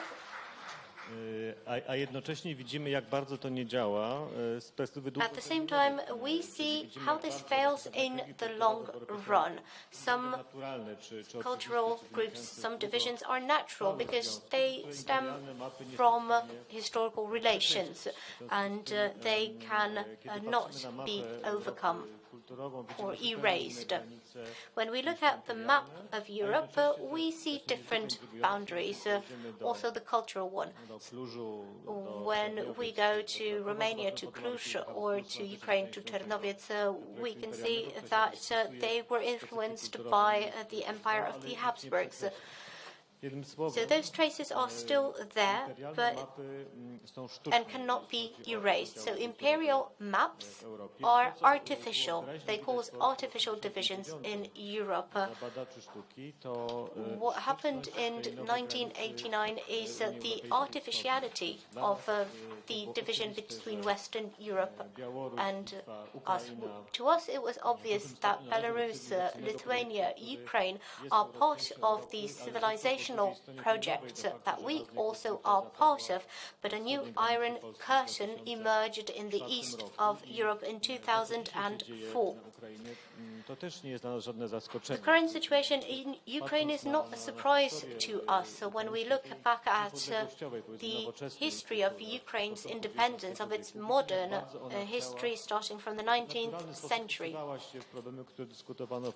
I w jakim stopniu polemizowała na przykład właśnie z wizją imperium, którą tworzyła kultura rosyjska. It countered the vision of the Russian Empire at the time. Pytanie o to, jak dzisiaj zbudować. So from this perspective, the question about building an anti-imperial project in Europe which will be sustainable and durable, then I can say as an art historian that this border, this division between European and Russian culture will run along Ukraine's eastern border. This will be a return to a certain historical context, Ukraine's relations with the Polish Commonwealth, but also with Lithuania. z Kościołem Wschodnim, które with the Eastern Church Śródziemnego emanowały na Ukrainę. and also the influences that came to Ukraine from the Mediterranean Sea bases. Ukrainie, która jest tak oczywiście. And this is not only about Western Ukraine, which is closest to us, but also the remaining parts of Ukraine. We often discuss modern art with Mr. Professor. When we see modern artists who fulfill roles that have been created centuries ago, their commitment to traditional values, to solidarity, to individual freedom, to anti-imperialism, and these resurface in modern times in Ukraine. Ukraine is so well integrated with the Western world. And modern Russian art often counters Europe. It gives rise to certain tensions between Europe and Russia. And the same happens in Europe, but this is not a hostile attitude. The process that we can see in the battlefield in terms of culture has already taken place. And it just needs economic justification. And this reflects the longue durée, the permanence of the borders. I agree with Professor Gopin here in full. Peace is possible, but we have to be aware of the fact that the borders must be in line with cultural borders. One of my colleagues from Lviv, a museologist, told me about the paradoxical positive, so to say, outcomes of war. A lot of Ukrainians from the east of Ukraine who had to flee their homes, they came to the west or central Ukrainian, and they met with what is natural for them. So they met with Europe, with the European civilization.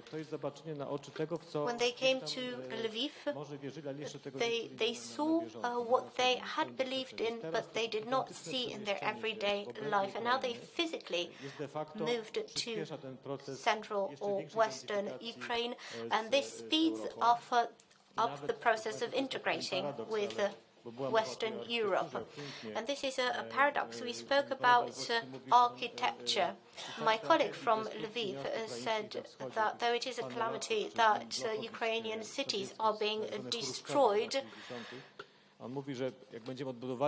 he said that when Ukraine will be rebuilt, it will be rebuilt in a European manner. All the old post-Soviet blocks will be destroyed, and the new architecture will be in line with the European one.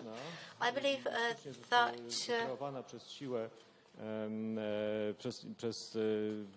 stosunkowo też chyba dzisiaj to jest dobrze widoczne. Ona przegra z tą granicą kulturową, która... I believe that the border which Russia tries to impose is an artificial one, and it will lose. The cultural border must prevail. The cultural border between Europe and Russia, and along that border, on the basis of that border, we can talk about peaceful coexistence. Teraz Kompaniczenko. Z naszej perspektywy problematyczność także zachodnich wyobrażeń. Do you see any problems with the Western imagination of perception of imperialism, what we can see in our part of Europe? No, może do końca, że zachodni świat do końca nie rozumie. The Western world does not fully understand our historical fate. It does not understand the historical fate of our states and our nations. It does not understand that in full. We speak about shared values of freedom, dignity. But all of us, Estonians, Latvians, Lithuanians, Poles, właśnie razem mówimy o jakiejś, a Czesy też, Dlaczego my, jak mówimy Czech o as well. imperium, to od razu nam to się kojarzy When we z speak niewolą, of empires, we associate the term empires with slavery, with a world where our rights are restricted, not expanded. We associate it with the rights of a colony in the Roman Empire. For example, Gaul, as part of the Roman Empire, they were citizens of Rome, but their rights were restricted. Or, for example, France gave certain rights to its colonies. But it's not possible to expand those rights, to acquire those rights. And every mention of an empire brings about this association, because that was the historical experience of our countries. Dlatego może być mamy bardzo rozwinięty kompleks ofiary, wiktyzm. We perceive ourselves as victims. We have this complex of being a victim, and it is very strongly embedded in us. The elites of our countries keep saying that we have to abandon this sense of being a victim. They keep saying we have to be strong. Bo wiktyzm powoduje do empatii, do empatyzmu. But being a victim makes one more, gives one more empathy. Stoimy na tych chrześcijańskich wartościach, because we draw from Christian values. We empathize with human suffering, with humans who suffer from pain, and we feel the pain of another human being as if it were one's own. That is why we swiftly understand what rape means. It's not an abstract term to us. Murder or rape, we understand that literally. We understand that somebody is being killed because they are different, they are the other. And we believe that, we understand that, we feel that, because that was the experience of our grandparents, our fathers. It's not a distant concept for us. We experienced it in our very own states. It's not an abstract element of being human. Empatii, prawdziwej empatii, a nie it stems from true, real empathy. Jesteśmy empatyczni, ale 80 euro będziemy zbiednieje nasza całe. Because the West says that we are empathetic, but it is also being underlined that the average German will lose 80 euros on average due to the refugees. So is that real empathy? Jakbyś,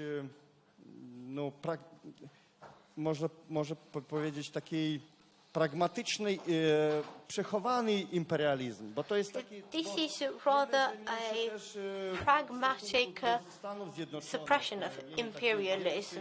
Większy pogląd jako niebezpieczeństwa, że oni budują z Francuzami jakiś nowy imperium, oni dominują w Europie. Some people sense the threat that the US and the Germans or the French are building a new empire in Europe. Przed wojną. Ale oni myśleli, this threat was also present before the war. Ropę, gaz, dlatego, że they were thinking of how to use oil and gas. Także cichutko how to counter the US, how the French and Germans were secretly building an empire. They were saying that we needed Russia to stand up to China. Jak widać, że te modele nie spracowali. But this model has not been implemented. Rosja tam z Chiną chcą się dogadać. China wants to reach an agreement with Russia. Myślę, że ta szczera rozmowa I think that na przykład an honest conversation Zelensky calling on elity on the elites, on European elites, Western European elites, for honesty, for integrity. To wartości nie jest abstrakcją. It must be underlined that values are not abstract. Pragmatyczne tam jakoś. Maybe it's difficult if one has a pragmatic approach. Coś największego. But values are crucial. Zgodnie z wartościami, a nie tylko. And when one takes action, it must be in line with values. It's not enough to declare living by values. We also have to pay for them. Now that we've taken up this effort, when we've looked at the East and the West, it's time to move on to the core of the issue we want to discuss today. That means a form of rebirth of a concept, an idea, cultural and political life of the first Commonwealth. If we express this dream, this aspiration, then on a personal note, I feel slightly confused because we don't want to be naive in our approach. I saw Professor Ryszard Legutko in his essay on the Polish spirit. He wrote that in our collective thinking about Poland, we state that we live in this part of Poland that has experienced tragic lack of continuity, where the continuity of political culture, of history, of a way of life was frequently disrupted, even if this way of life was very noble. If we seek to restore its value, then can it be restored today?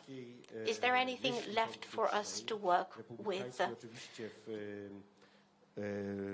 Sięgającej korzeniami czasów antycznych, oparty o myślenie o polityce nie w sposób technokratyczny, ale właśnie tak jak już pan profesor Butterwick-Pawlikowski wskazał w odniesieniu także do moralności, do pojęcia cnoty, do pojęcia wolności, ale oznaczającej nie tylko wolność negatywną, liberalną, jednostkową, ale także wolność wspólnotową, w ogóle kultywujący pojęcie wspólnoty. Wtedy, jak rozumiem, nie tylko... How can we cultivate the sense of a community in terms of republican concepts, those drawing from the antique period?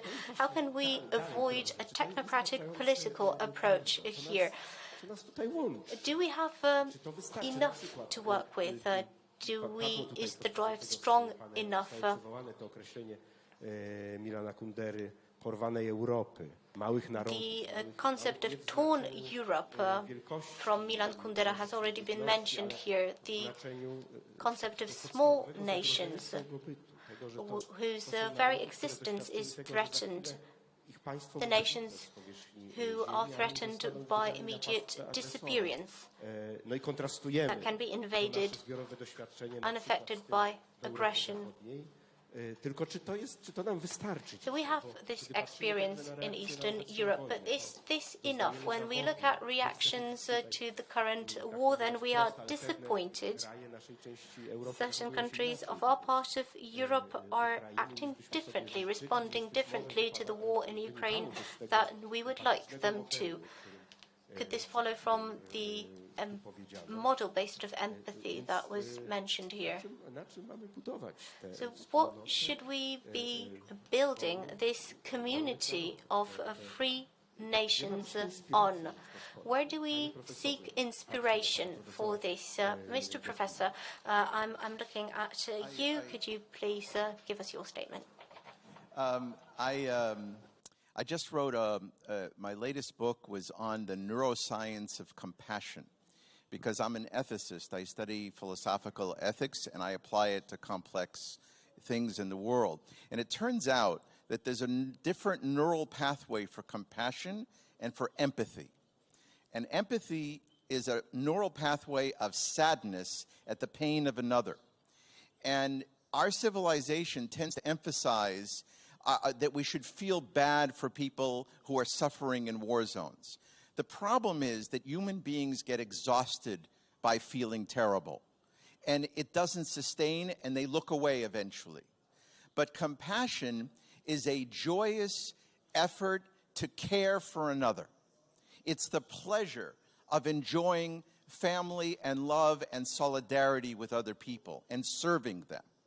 Those are values that are deep in our spiritual cultures, and they have been forgotten in the modern secular concept of my rights. So my rights and civil rights and human rights are a very important innovation of the modern period. But it is not enough to create and sustain a civilization against dictators. To be against dictators, to be victorious over dictatorship and invasion, is to express love and solidarity for everyone, no matter how different they are, based on the fact that they are created in the image of God. And if you're secular, based on the fact that every human being has dignity. And that you don't make a distinction between Mozart, Rachmaninoff, and the music of Tatars. You don't make that distinction. That's wrong. You can love Mozart, you can love Rachmaninoff, but if you don't love the music of a small people, then you don't understand the image of God in all human beings. And that shared system has been lost in secular democracies, because democracy means pitting parties against each other, left and right, conservative and liberal. And they have lost the core of what are their shared values. And Mr. Putin is a genius at capitalizing on those divisions and dividing America against itself, dividing the West against itself. And we need to get smarter at compassion and what are our shared values of compassion and care. So the model that the Polish people have given on bringing in 3 million refugees into Poland is unprecedented in the world of refugee work that I've done for 30 years. I've never seen anything like this. There are no refugee camps. The refugee camps in the West are often places of rape and abuse in the Middle East. They're horrible. This is a model of shared values. Not just Poland and Ukraine, but calling on the French and the others say, look, this is the core of European values. You have to join, and you have to defend this effort. And I think if we do that, then we will not only have a biblical and spiritual basis, but we will have a strong democratic basis against the manipulations of dictators in history. Ale chciałem jeszcze zapytać pana...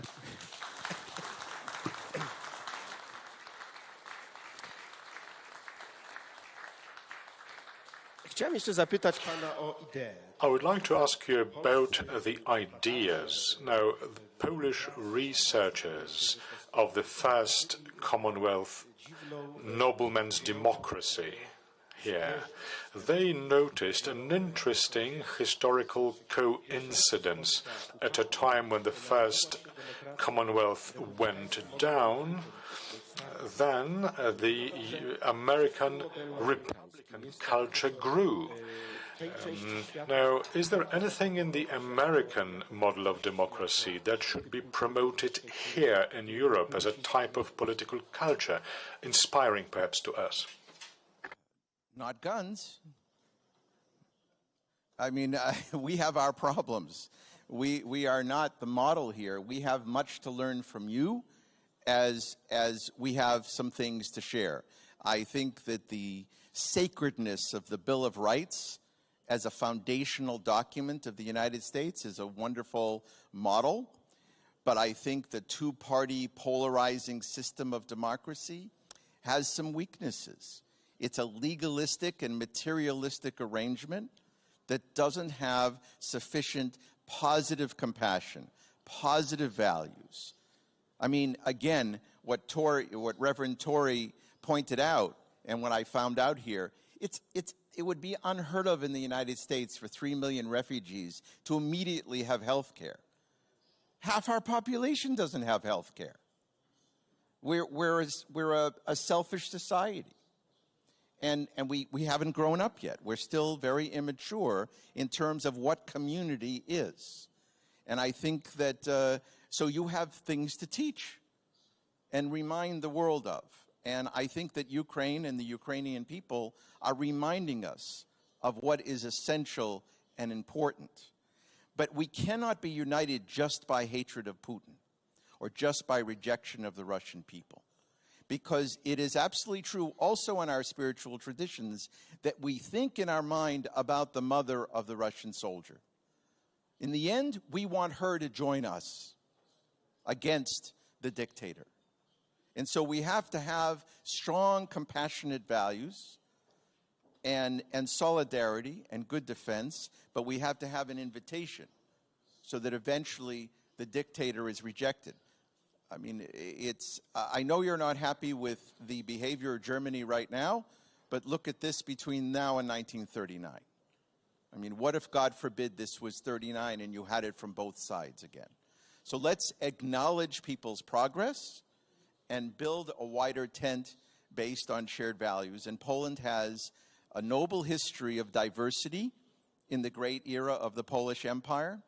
Again, nowhere in Europe, in the world, were 3 million Jews able to flourish other than in Poland with their own political parties. When I walk on your avenues in Warsaw, I can hear all the language and diversity of the Yiddish from 1910. I can feel it. These are good memories. These are good memories. But you have to teach Europe and remind them of what that is and that you have to pay a price sometimes. And I think the radical price is getting off of gas and oil, energy independence, and a radical shift away from brutal regimes based on gas and oil. Bardzo dziękuję. Trudno jest często historyka. Well, thank you very much. Sometimes it is difficult to provoke historians to talk about future and future projects. Otto Ranke said, begins eigentliche gewesen. Let's try to do that.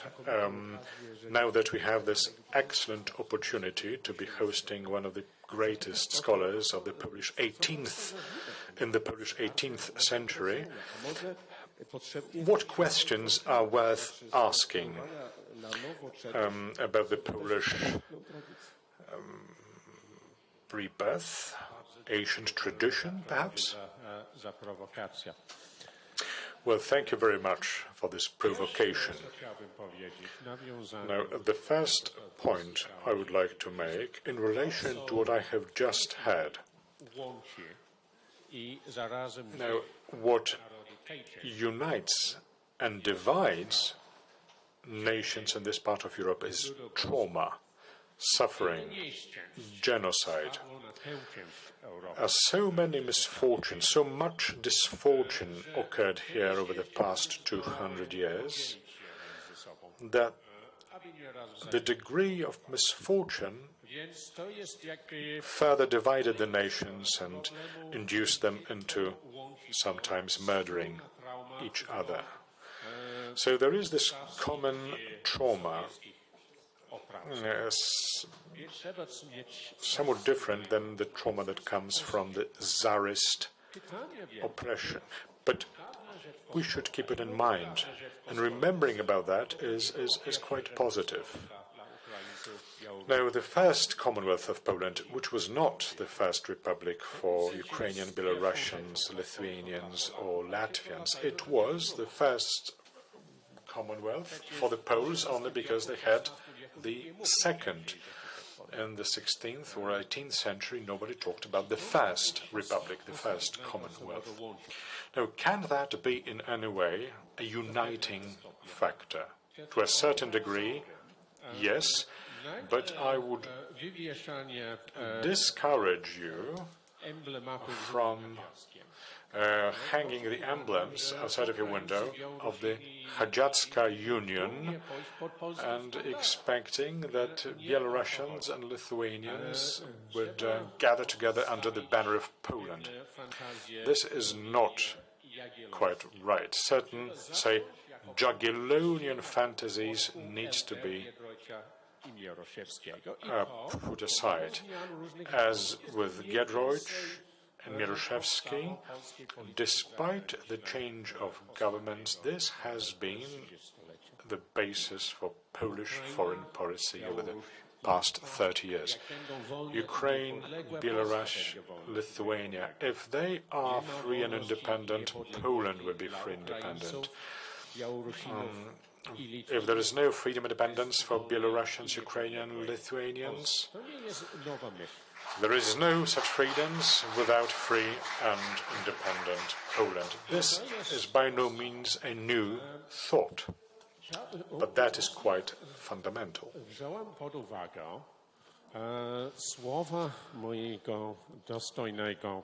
I've just realized the words of my distinguished predecessors that brotherly nations sounds absurd.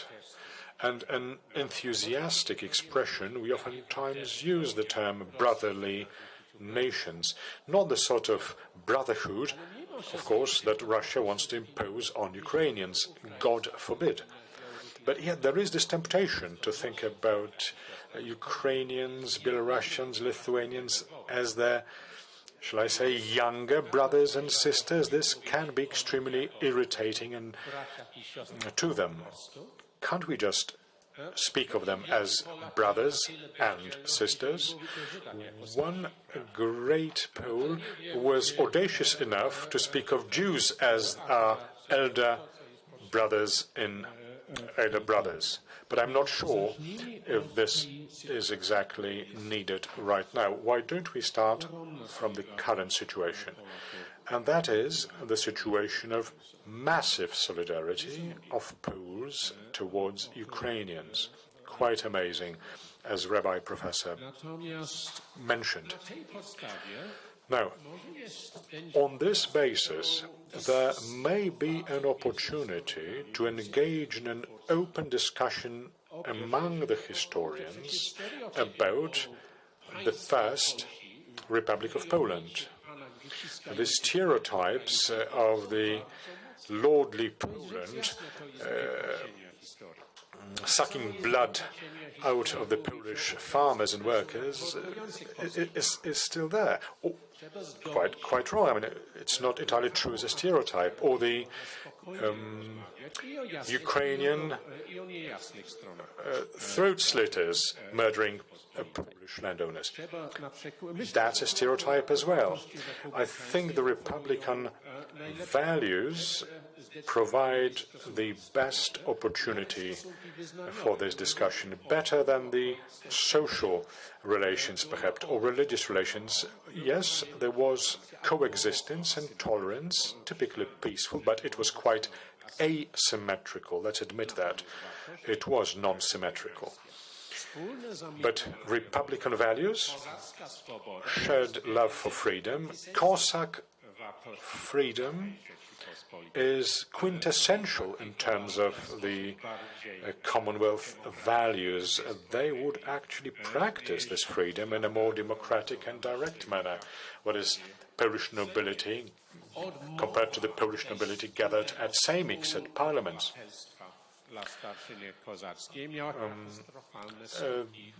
Rejecting Cossacks from brotherhood in nobility had tragic outcomes. And then shared values and the shared heroes in defense of freedom. Sahajdac-Sznajka, or Wychowski, or Piotr Mohyla, in spiritual terms. These are very positive characters. But let's be frank, Polish-Ukrainian history is full of blood. There are many negative characters, not just positive characters, on both sides. So we are not starting from saying, let's rehabilitate the first republic and then Ukrainians, Lithuanians, Belarusians will follow the Poles. This will not happen. It may lead to misfortune. Why don't we start from this amazing solidarity seen today, and let's start speaking like adults about what can bring people together, what can be positive taken from the old Commonwealth. Panie profesorze, jak na to patrzy badacz? Professor, the researcher in the field of art, the author of a book which portrays a panorama of our part of Europe as a fully fledged voice in this debate. Now, my impression was that one of the goals of your publication was to recognize art as a separate autonomous voice in our experience, all of us living here. So would history of art, would the culture of art, if you like, and practice of art contribute to this perception of the Republic of old? Well, I would start with what Taras Kopaniczenko said. I think it would be worth a while to learn about the Ukrainian culture better, because our knowledge of it is quite superficial, even for us present here. I think this is a natural outcome of the brotherhood we are experiencing right now. Perhaps we could take it from the existing likings of the Poles, such as Ukrainian music or the Hutzul culture and so on, as a point of departure. But the Ukrainian avant-garde of the 20th century, very intriguing phenomenon, all the Lviv milieu, Polish-Ukrainian. These are brilliant topics on which a shared experience of the past could be built. Quite right. It's not about older or younger brothers. This should not be seen along these lines. I had a chance to talk about that while planning exhibitions. There was a group of Ukrainian and Polish avant-gardists where they were actually designing banknotes for free Ukraine in 3 languages: Polish, Ukrainian, and Russian. There was also one draft with Yiddish on the banknotes on top of the 3. So there were prominent artists, prominent writers in Ukraine. The elites do know about it, but the public at large needs to learn about that. Now, the outcome of it, well, we are going to have more argument at hand to identify this part of Europe as part of European culture. It's not Zwischen Europa, it's not Europe B or C or whatever. The current Polish empathy that can now be evinced, that are now evinced, manifested here very clearly. If you could paint the picture together with Ukraine's, showing the culture-generating power of all this area, I think we would be discovering exactly that what we are looking for since 1989, and that is an important narrative that will position us in Europe as co-author of European culture, as co-author of Europe in general. So, showing the experience of the Commonwealth as a civilizational phenomenon. We can't do it single-handedly. We can't do it without the experience of Ukrainians, Belarusians, Lithuanians, and so on.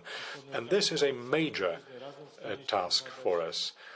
And therefore, we should be able to present ourselves jointly to the world as making up Europe, not a second-rate Europe, always influenced by someone else. I think someone who actually sees this beautiful combination, if you look at the cathedral at Wawel in Krakow, the Byzantine paintings that King Jagiello brought from Belarus to Krakow. If only that unique example is looked at, which positions us in the world on a completely different plane. And that's very important. That's why we need to discover each other. Also, I think it is very important to discover stories, histories. You mentioned a prominent Pole who believed Jews were our elder brothers. Well, you see traits of that in Ukraine. Polish origin of John Paul II is important to them, and that he visited Ukraine. Again, this is something to build joint history on. His best friend was Jurek Kluger, a Jew from Wadowice. His mother was distantly but Ukrainian. His father was Polish. We need to identify these facts and uncover more of them, not along the lines of inferior, superior, younger, older, but look for shared cultural models. When you travel from France eastwards, you know when you are in Germany, and you know when you cross the border of the Commonwealth of old.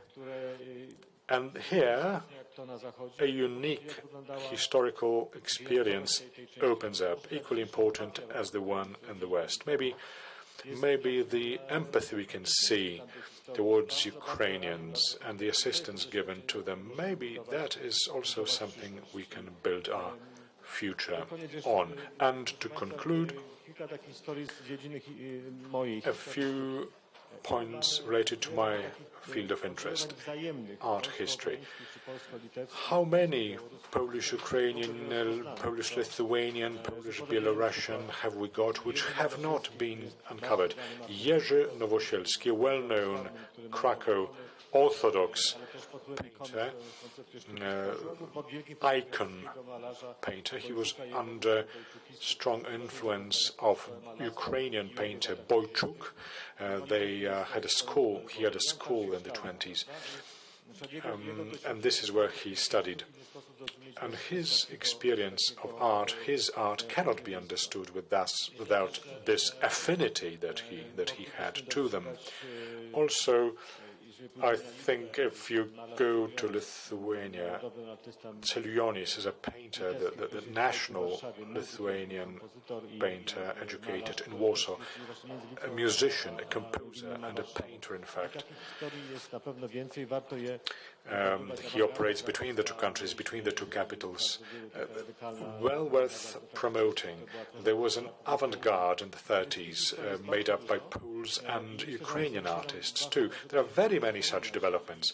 It's very important to unearth these facts and bring it up to public attention. And this needs to be built into our human interpersonal relations. This is the golden fleece that we've been looking for. This is the story we should bring to Europe and the world at large. The reality built by our nations jointly. This is something which sets us apart, which is our civilizational strength, very distinctive one, and a major asset in the modern world. As I understand, you're giving us some homework, and our homework is to learn about this historical artistic culture. Well, in Poland, we don't know much about it. Teraz kompani Tenko. I wanted to confront you with the concerns that we are hearing, concerns about Polish imperial imagination. This is expressed by Lithuanians, by Ukrainians, by Belarusians. Such voices are heard. You know about the legacy, the heritage of the Commonwealth. What do you think? Is this an obstacle to rebuilding this shared space? Where should we be looking for this shared space? A very interesting and important question. The question is important because it is a question about trust, whether there is trust between us, whether there is an honest conversation between us, whether we are frank with each other. And even the voices that we are hearing from Moscow are now saying that Poland wants to take Western Ukraine. Even in this situation, they want to divide us. They are using mythology. They are using different concepts, different historical experiences to divide us. We have different, varied historical experiences, positive and negative ones. And this experience has left its trace in Poles, in Ukrainians, in Lithuanians, and so on. Ja myślę, że to jest też ważny, w jaki sposób my chcemy to podolać, The way we want to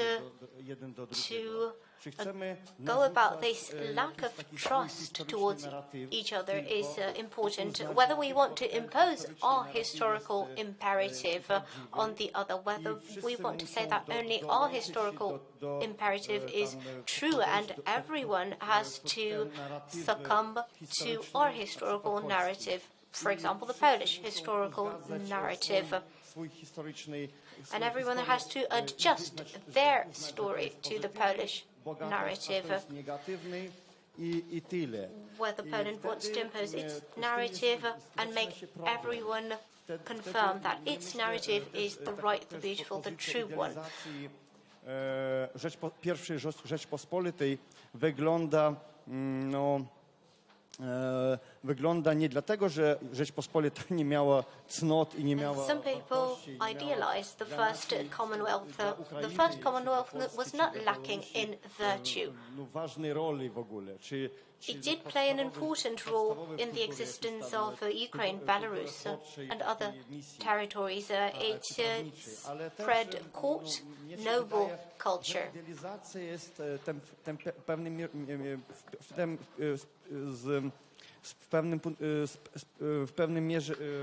W pewnym sensie. Still, I believe that to a certain extent, idealization is false. Na przykład, powiem jako przykład taki. Why? Let me give you an example. Part of our nation is constituted by Crimean Tatars. Buduje taki nowoczesny historyczny narratyw, że od lat... And a new historical, modern historical narrative is being developed, that the Crimean Tatars have been friends with us, that we fought against common enemies, that we have never been enemies, that we have spilt blood together, we have fought against Moscow and other attackers. So what is this about? Tak na tym jakby akcentujemy uwagę. Why are we focusing on this to such a great extent? Because this is sort of fishy. I ja myślę, tak samo jest teraz taki, jest współczesnych, taka możemy marzenie o zeszłości. And in modern times, we often witness certain dreams about the past, about history, some wishful thinking about our past.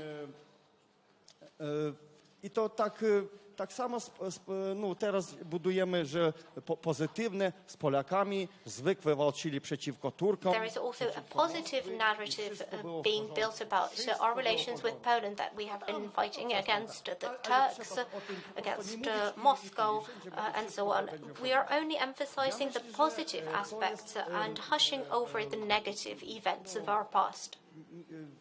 Niedobra droga. I think this is not the right way.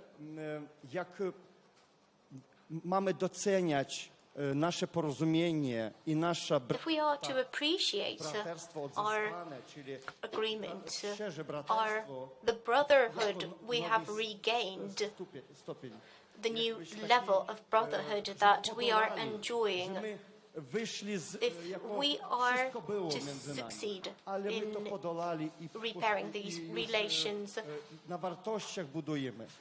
then we need to base these new relations on values.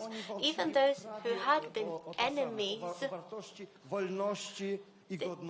they were fighting for the same values, for security, for independence, for freedom. When we look back into our past and look at our enemies and we choose the heroes of our nations, then we look at the values they fought for. And when we look closer at the heroes of our nations, then we can see that we and our enemies were fighting for the very same things. It's difficult to be neighbors. It leads sometimes to hostilities between these countries, but we are fundamentally fighting for the same values and have always been fighting for the same values.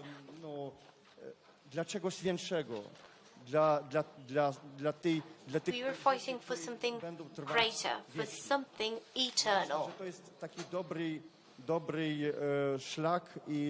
I think that's the right path to take, to fight for common values for the eternal future. And I think that sums up our discussion perfectly. The creation of a commonwealth of many free nations is not difficult. We need to conduct a multi-aspect deliberation on this, a multi-aspect reflection. It requires common values and empathy. When we face this basic existential threat coming from Russia, this is indispensable. Thank you very much, and we have to wrap up this panel. To ja, szanowni państwo, może tylko dopowiem. Professor Andrzej Szczerski. Ladies and gentlemen, let me list our panelists. Andrzej Szczerski, Taras Kompaniczenko, Professor Marc Gopin, Professor Butterwick-Pawlikowski, and the moderator Jakub Moros. Ladies and gentlemen, a brief 20-minute lunch break. We will have a small lunch with sandwiches and lunch boxes. We will resume at 2 p.m. with a brief video. And then the ceremony of awarding the Lech Kaczyński Prize will take place. Ladies and gentlemen, please exit the room in an orderly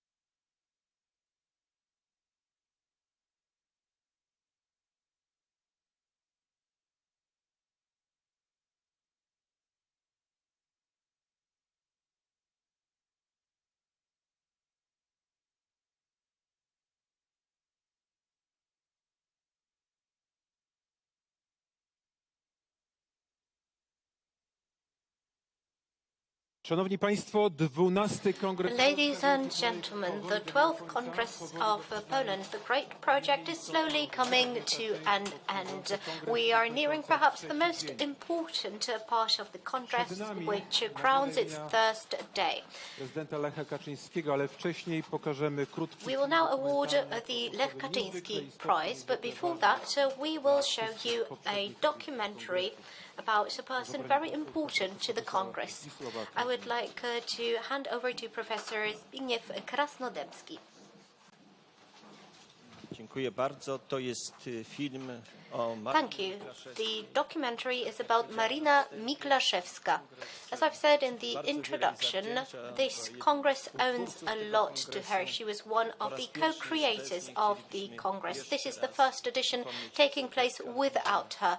So we wanted to recall Marina and commemorate her. We will be commemorating her in all the congresses we will hold in the future.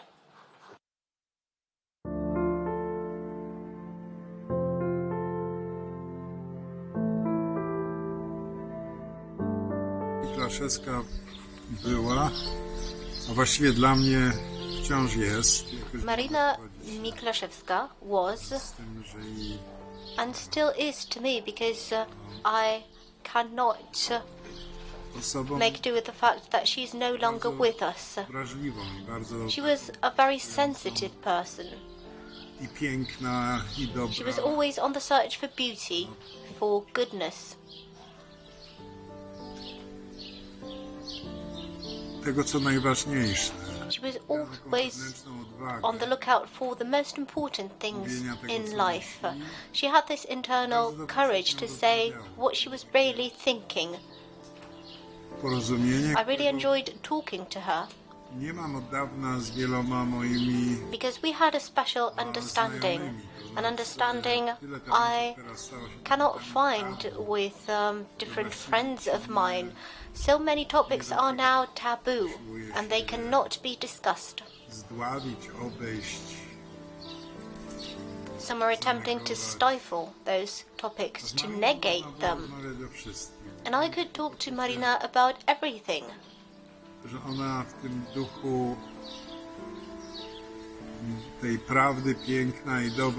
I had this feeling that she acted in this spirit of beauty, of truth, and that gave her a strong moral spine. I really miss her. She was also a protective angel for me, a guardian angel for me. When I visited Warsaw to take part in the Poland, the Great Project Congress, to witness the awarding of the Lech Kaczyński Prize, she would take care of us, over me and my wife. We felt like a family. Także dla mnie ona jest I będzie. So for me, she is still here with us, and she will always be with us for as long as I'm here, or even longer. Marina była klasyczną polską inteligentką. Marina was a classical Polish intelligentsia member. She was a public activist. She was a member of the Solidarity movement. She participated in the first meeting of delegates, and she fought for those who were deprived of freedom. She sat on the Solidarity Council. For her activity, she was sacked from the Polish radio editorial office. She has done a lot of good, and we will always keep her in our hearts and minds. It's difficult to realize that somebody is no longer with us. The case of Marina is especially painful, because she would bring in a lot of laughter, a lot of joy, a lot of distance. She added, we had the feeling as if no evil could affect her. So once a person like that disappears, they leave a vacuum. Marina was a person who, irrespective of the circumstances, of some very difficult situations, she could keep her distance and she could keep a smile on her face, and we will miss that greatly. God gave a critical mind to Marina. As a great patriot, she put it to the right use. She didn't cry. She was not helpless. She spread optimism.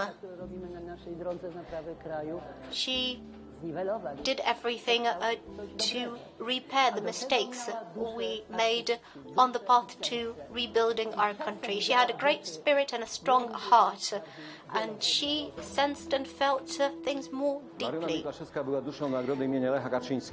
Marina Miklaszewska was the spiritus movens behind the Lech Kaczyński Award.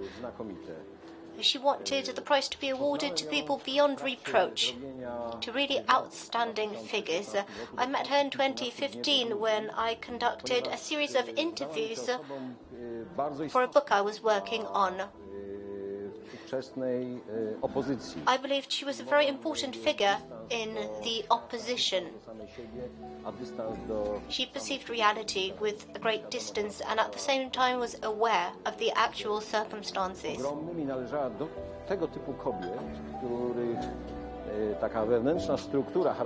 She was the type of women who had a very strong core, and it made the men in her surroundings try to achieve higher goals. I will really miss her as an advisor.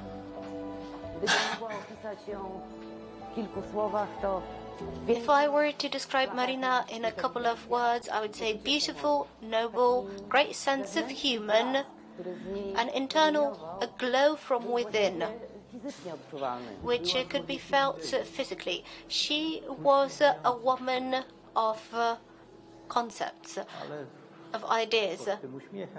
She always had a smile on her face. But behind that smile, she was thinking about the most crucial issues.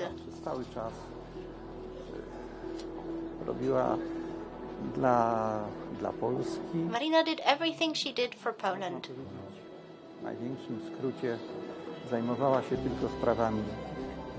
She only dealt with the important issues, to put it shortly.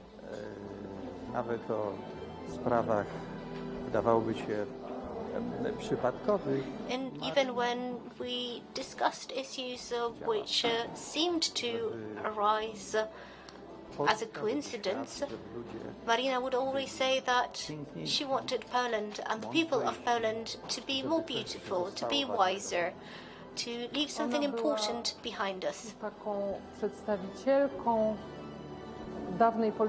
Marina was a representative of the old Polish intelligentsia.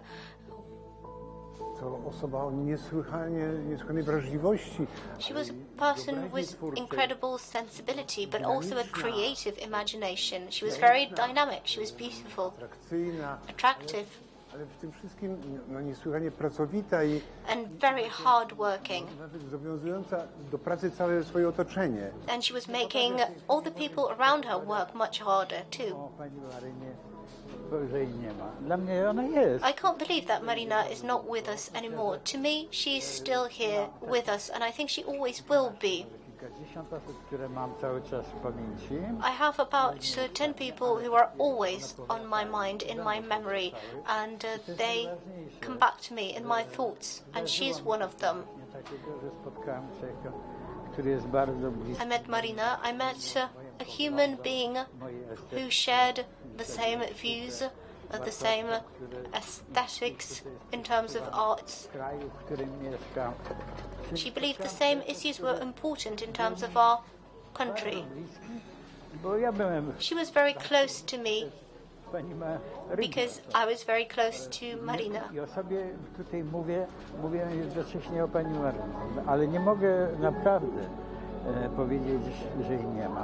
I can't say she's not here anymore.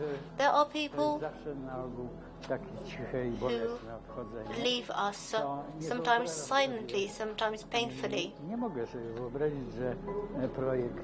And I just can't imagine that this project, Great Poland, would be discontinued. Of course it will continue, but it won't be the same anymore. I think that Marina was the sun in the project. It shone, but it did not smart the eye. It never did, and it never discouraged anyone from participating. When we had a first meeting and conversation, it turned out I had known her for a long time before that, because she was present, she was active in Warsaw.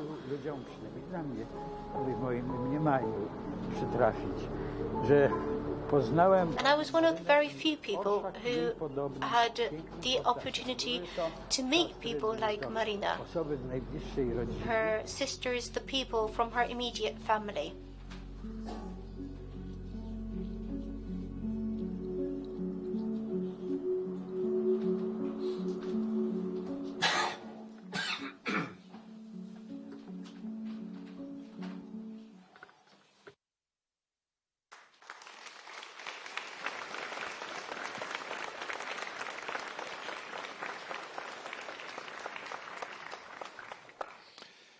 Szanowni Państwo, tradycją jest, że każdy kongres kończymy... Ladies and gentlemen, it has been a tradition in this Congress to complete it with the Lech Kaczyński Award.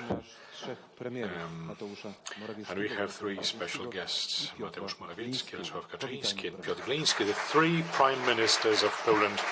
Why don't we greet them with an applause?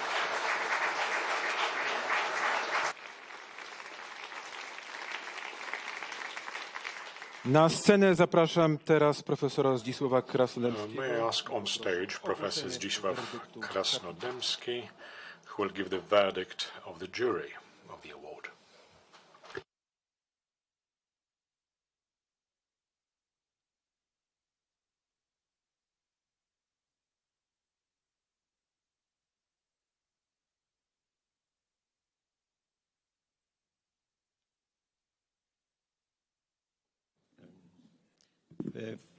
Proszę Państwa, no jak zawsze przypadł mi.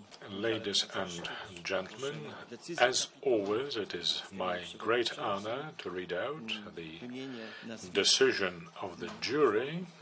Let me mention the names of all the chapter. Jerzy Kalina, Andrzej Krause, Zuzanna Kurtyka, Antoni Libera, Michał Lorenz, Lech Majewski, Bogusław Nizieński, Andrzej Nowak, Ludwika Ogorzelec, Bronisław Wilcztań i Joanna Wnuk-Nazarowa. I dodam jeszcze nazwiska tych, którzy... And let me add the names of those who are present with us in a different way. Antoni Krause, Maryna Miklaszewska, Marek Nowakowski, Jan Olszewski, Jarosław Marek Rymkiewicz. I ta kapituła postanowiła z udziałem jeszcze The jury, with the participation of Maryna Miklaszewska, decided to present the award, the Lech Kaczyński Award for 2022, to Professor Ryszard Legutko, who is a philosopher, a politician, a righteous and just man.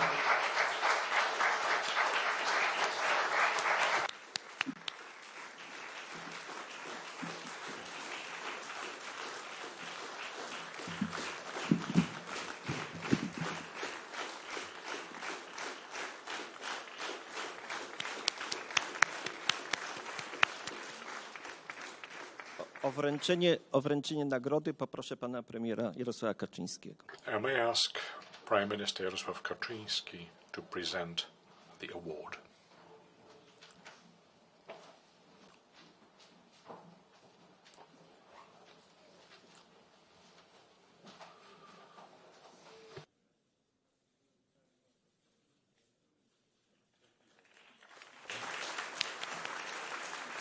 Dziękuję bardzo i chciałbym tylko dodać od siebie, że...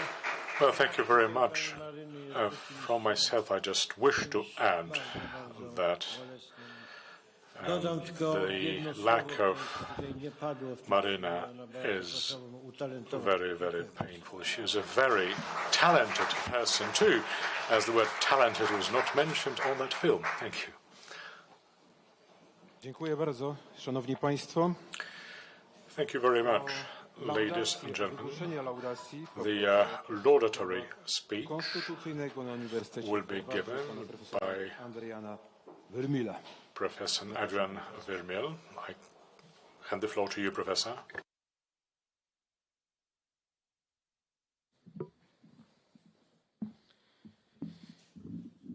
Thank you all. I'm deeply honored to be here to participate in this recognition of Professor Legutko. It's a recognition which seems to me to be founded in a kind of justice. It's only justice that we should celebrate the extraordinary achievements of Professor Legutko, who is a scholar and intellectual of not only European but international stature. Indeed, doing a laudatio for him is one of the easiest missions I've ever been given. He offers profound commentary on the nature of the liberal order, while also commenting wittily on the latest follies from the European Parliament. And he does this from a few feet in front of the perpetrators of those follies. So it's a career that seamlessly combines high theory with practice in a way that's admirable for us all. That said, let me warn you that I want to frame my appreciation of his work with a slightly dark and disturbing question. Might it be that Professor Legutko is, in fact, the last European scholar? Let me explain the components of that question separately. By a scholar, I mean someone like Legutko, who's more interested in the true nature and inner integrity of ideas than interested in the political use of labels. So the minor propagandists who proliferate under liberalism, by contrast, are only ever interested in one thing.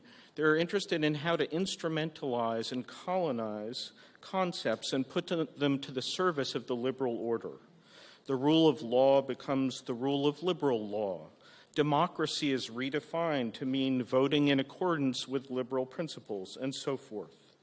As Professor Legutko so memorably explains in his work, all this treats language itself as a political weapon. By European, I mean that when we read Legutko, we immediately feel ourselves in contact with the whole European tradition from the Greeks onward. As I said at the conference Friday, this tradition is the classical tradition that rests on three pillars: Greek philosophy, Roman law, and the Catholic faith.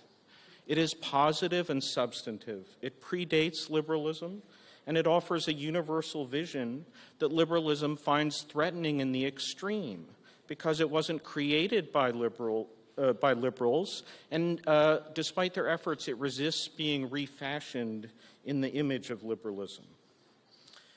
The contrast here is also with the intellectual of today, or so many intellectuals of today, who is disconnected from both past and future, who is incapable of participating in extended multi-generational projects, and who has a radically shortened time horizon, centered around a few black legends of Catholic authoritarianism and the triumph of what the liberal calls democracy. This type of intellectual is proud to be cut off from the heritage of the Western tradition, and in another case, an even worse case, might be completely unaware that he is cut off from the Western tradition. Well, the worrisome and questionable part of my description is last, the question whether Professor Legutko is the last European scholar. I worry that the European tradition to which I have referred will not long survive Professor Legutko. Of course, I'm here somewhat exaggerating for the purposes of a laudatio. The tradition remains vital in some places. It remains vital, in my impression, in Central and Eastern Europe. It remains especially vital in Poland. And it remains vital in this very room. I think this very Congress will contribute to carrying forward that tradition. Still, one has to be alarmed by the speed and thoroughness with which Western Europe has erased and cut itself off from this grand tradition, and even erased and cut itself off from the post-war echoes of that tradition in Christian democratic figures like Konrad Adenauer and Robert Schuman. Ironically, however, and I mean this part to be a bit more encouraging, just as the European tradition is being thoroughly erased in Western Europe, it's undergoing something of a small but influential revival in the United States under the direct influence of Professor Legutko's work. One very broad and rough definition of the so-called New Right in the United States is that it differs from the mainstream post-war liberal right in being more European, both at the level of policy and at the level of intellectual justifications. It emphasizes the continuities between the Anglo-American tradition and continental traditions. And most crucially, it is unafraid to use public authority in the service of the common good where necessary. How did Professor Legutko's work inspire these developments? His book, The Demon in Democracy, burst upon the American intellectual scene like a kind of thunderbolt. I vividly remember when this happened, and suddenly it was all anyone could talk about. And I think that was because it crystallized and put into words a set of concerns and ideas that had floated around the American intellectual scene for some time without being captured. The excitement was immense. The reason for this extraordinary influence is that Professor Legutko diagnosed a kind of social liberalism that is very similar both in the European Union and in the United States. It has the same wearying slogans. It has the same relentless agenda of control through so-called toleration. It destabilizes the family and aggressively tries to eliminate non-liberal institutions or pockets of non-liberal ideas. And under the banner of diversity, it enforces conformity down to the smallest detail. All this has come to characterize liberalism throughout the Western world. So I think it's especially fitting that Professor Legutko's most recent book, The Cunning of Freedom, offers a superb exemplar of the contrary vision I was urging Friday. This is the recollection and recovery of the classical approach to these crucial ideas, not as a negative reaction against liberalism, but as a positive ressentiment of a vision that possesses inner integrity and truth. Now, ultimately, what we admirers of Professor Legutko say, and even what his critics say, is to some degree beside the point. Ideas are finally judged by events that unfold over time. In the United States, the events of just the past few years have, in my view, spectacularly vindicated Professor Legutko's work and his views. The thesis of The Demon in Democracy was mischaracterized by a cadre of minor intellectuals who make their livings shoring up the liberal regime against criticism. They claimed that the thesis of the book was that communism and liberalism are identically despotic. That was never the thesis of the book. The thesis of the book was that each is despotic in its own way, in a harder version for communism and in a softer Tocquevillian version for liberalism. And we have seen this very diagnosis produce les fleurs du mal, the flowers of evil in the United States in the past few years. The liberal order has come to use a variety of quasi-coercive legal instruments, such as bureaucratic guidances, selective funding of NGOs, and other mechanisms to suppress dissent. And it exploits a kind of public-private distinction to advantage. It takes advantage of the radical conformity of public opinion induced by the media, and it controls its subjects with the threat of ostracism, with the threat of loss of employment, and a sort of reputational death. This is the dreaded state of being out of the mainstream or being stamped as crazy. So in my view, it is indisputable, even more than when The Demon in Democracy was published, that Professor Legutko has captured at the deepest possible level the dynamics of control under a liberal regime. And this is a historic, dare I even say world historic, intellectual achievement. For that achievement, as merely the jewel in the crown of a lifetime of achievements, I'm just extremely pleased to see Professor Legutko attain the recognition that, in my view, is due to him in simple justice. Thank you so much for your work. Yeah.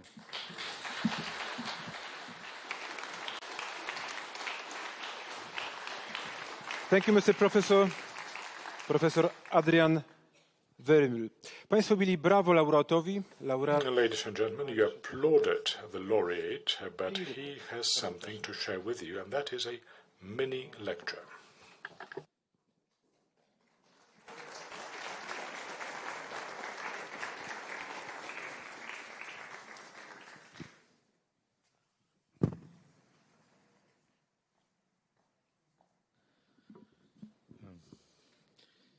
Proszę Państwa, zacznę od wyrażenia wielkiej Ladies and gentlemen, let me start by expressing my great joy at receiving this award.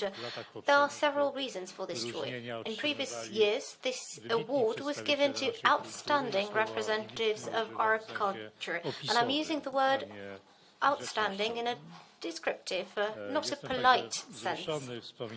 I am moved to recall the patron of this award, the late President Kaczyński, for whom I had the honor of working for a year and a half in his chancellery. It was an important experience in my life. As concerns the beautiful and generous laudatory that was expressed here, then my language fails me to find the right words of gratitude. I feel honored to have such a great laudator as Adrian Vermeulen.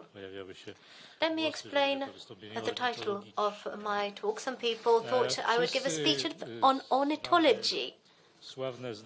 But we all know Hegel's famous sentence about the owl of Minerva that flies out at dusk. The meaning of this sentence is that wisdom appears only when things come to an end. We can understand an epoch only until it comes to an end. We did not understand what enlightenment was until romanticism superseded it. What the Industrial Revolution was, we finally grasped when we started entering a new period of history. But that's not always the case. What communism really meant in human terms was well known before the Bolsheviks built their regime, and it was not necessary to wait until 1980. Our era perceives itself and is commonly perceived as the Twilight Age, the epoch of the end. We had the end of history, the end of great narratives, and the culture of exhaustion. We have globalization that embraces everything and is also perceived as the end of an old era. We have postmodernism, post-politics, post-culture, post-truth, post-philosophy. In other words, it seems that we are reaching the end of what started in Athens, Jerusalem, and Rome. Some people resent it, others rejoice.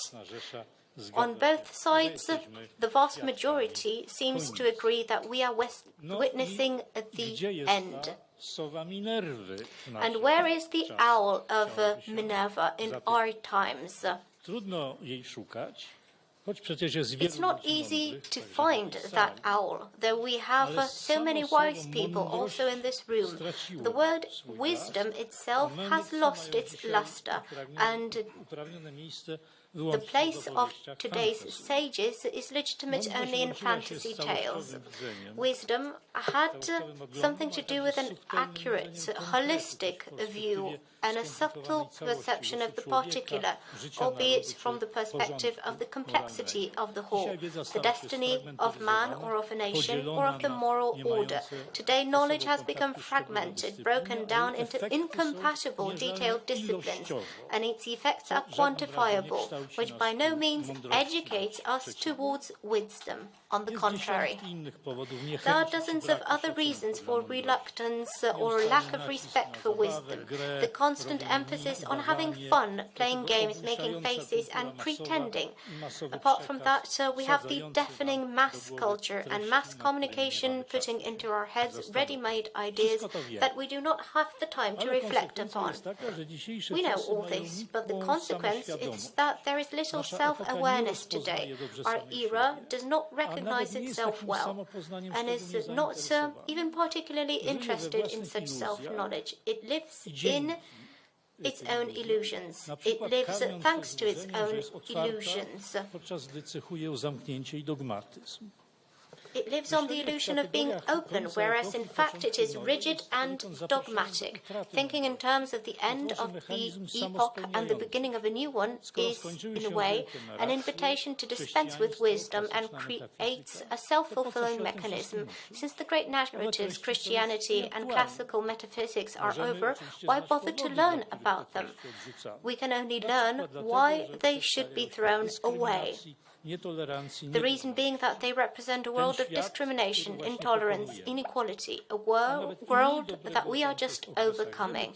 And the less we know about those eras, the aspects of those things, the better, because we no longer contaminate our minds. All we need to know about Greece and be outraged by this knowledge is that the Greeks had slaves. Aristotle put men over women, and Plato was a totalitarian. If the vast majority of cultural history is old and dead for today's mind, it is because the modern prejudices make them irrelevant and uninteresting to the modern minds. As a result, the entire past appears overbearingly to be a reflection of the present. What is not a reflection of the present does not exist. We see the triumph of a narrow mind in school education, in theatre, and in how the directors present the classics. We see it in films and in literature. Those artists and thinkers resemble a well-known character from an old Polish film, engineer Mamoń, who said he only liked the songs he knew, and those he did not know, he did not like. A good example of this approach is the European House of History. The European House of History shows that for more than 2 millennia, we have had people's consistent drive to create the European Union that has finally been built to the joy of Europeans. However, the hydra of nationalism continues to raise its hideous head. So should this mentioned character, engineer Mamoń, should become the patron of the European House of History? Well, it's an idea worth considering. Mówię o tym wszystkim, bo to się wiąże poniekąd. I'm talking about all this because it is related with my intellectual life and with this wonderful award that I have received today. The fact that the Owl of Minerva does not depart at dusk, but that it already departed at dawn, I discovered about 40 years ago. Having established this beyond doubt, I turned to Greece. Above all, because of the magnitude of the problems the Greeks raised and the clarity of their thoughts. One of the eminent classics, Maurice Borra, once wrote very seriously, I think, that the Greeks thought clearly because they saw clearly, and they saw clearly because of the Greek weather, just as the German thought was obscure because of the obscurity of German weather. Z całym szacunkiem dla pana profesora Krasnodębskiego. All respects, my respects to Professor Krasnodębski here. And this is a quote. I'm not exaggerating. Tak jak pochmurne niebo północnej Europy zrodziło w efekcie ogromną amorficzną niemiecką metafizykę. Just as the cloudy skies of northern Europe have nursed the huge amorphous progeny of German metaphysics, so the Greek light surely influenced the clear-cut conceptions of Greek philosophy. If the Greeks were the world's first true philosophers in that they formed a consistent and straightforward vocabulary for abstract ideas, it was largely because their minds, like their eyes, sought naturally naturally what is lucid and well-defined. End of quote. And if so, then we must admit that today things got even worse than in the German climate, because due to the intrusive and omnipresent flashing pictures, our sense of sight, and as a consequence our language, our thoughts must have become deeply confused. But I was also struck by the truthfulness of what the Greeks were telling me. One example. The Greeks discovered that, on the one hand, we are metaphysical beings who search fulfillment by opening themselves to the absolute, and without this opening, we fall short of our nature. On the other hand, we are social beings who can develop through good moral practices within the community. Later on, when the Christians formulated this truth about human nature, especially regarding the metaphysical dimension, they could use revelation and had faith in the resurrection. The Greeks did not have such an intense experience, and yet their reflections on the human soul, based solely on the observation of people's conduct and a good insight into their existence, led them to discover the truth about what constitutes our humanity. Nowhere else apart from Christianity in its classical version have I found a concept that so aptly described this duality of human nature. On the one hand, a robust individualism determined by personal metaphysical experience, on the other, a sense of belonging to community through which people inculcate moral skills and acquire group identity. Nowhere later, except perhaps St. Thomas Aquinas, do we find so strong a sanction for the great aspirations of an individual and an equally strong sanction for the overwhelming influence of society on our life. Therefore, in further epochs, when the influence of classical culture weakened, we also lost our understanding of what was obvious to the ancients. For example, that one can consider oneself under the necessity and at the same time feel responsible for one's own actions. We have developed a legalistic approach. We behave a bit like a defendant who argue that if he did something out of passion and had therefore a right to do it, his responsibility must be smaller. We made man impotent. We introduced him to a whole system of various necessities, biological, historical, economic, ideological. At the same time, we made man irresponsible by giving him an enormous number of rights, which freed him from many essential obligations. All this introduced the man of today into an artificial and false world, where the essential characteristics of humanity have been blurred or invalidated. No wonder that this man has been reducing himself to what is low, and on the other hand, he becomes more and more similar to a spoiled child full of irresponsible and increasingly absurd claims. I remember my conversation with a philosopher, with an outstanding philosopher who was a little irritated, but in a sort of friendly way, about my ostentatious turning to antiquity. He explained to me, by this decision, you ignore all the great breakthroughs in the history of the human mind, beginning with Christianity. One cannot think as if there were no Protestantism, no historicism, no scientific revolution, Marxism, 20th century philosophical perturbations, and many other things. End of quote. This objection, thus formulated, sounds powerful and seems almost untenable. But rejecting Żyjąc w XXI wieku i będąc przyzwoicie wykształconym filozoficznie, nie można uczyć. It is true that living in the 21st century and being decently educated philosophically, one cannot purge one's mind of today's content in order to move to the world of the ancient thought, thanks to the achieved simplicity and to start philosophizing anew. I have no claim that such a cleansing was my intention or dream. At some point, I felt that I was becoming a slave to modernity and that by placing an old thought in the Museum of the History of Philosophy, I was deprived of the possibility of using it. My friend, the philosopher, also suggested something like this, considering that the breakthroughs that had occurred since Greek times have somehow pushed this ancient thought to lower levels of importance. Well, my strategy is opposite. I have become convinced convinced that by succumbing to these breakthroughs, we are creating barriers that separate us not so much from the past as from certain questions and an intellectual curiosity that corresponds to them. Marking these questions and this curiosity with the emblem of the past epoch is in itself enough to disavow them by transferring them to the field of history of philosophy. How often do I find in today's world of arguments the ancient philosophers' contributions? In reflection on human nature, the chances of coming across concepts as Aristotle's megalopropeia and megalopsychia, often translated as magnificence and magnanimity, as possessing a large soul, are small. And that is due to the fact that the human nature as perceived today does not need such categories, or not very urgently. How would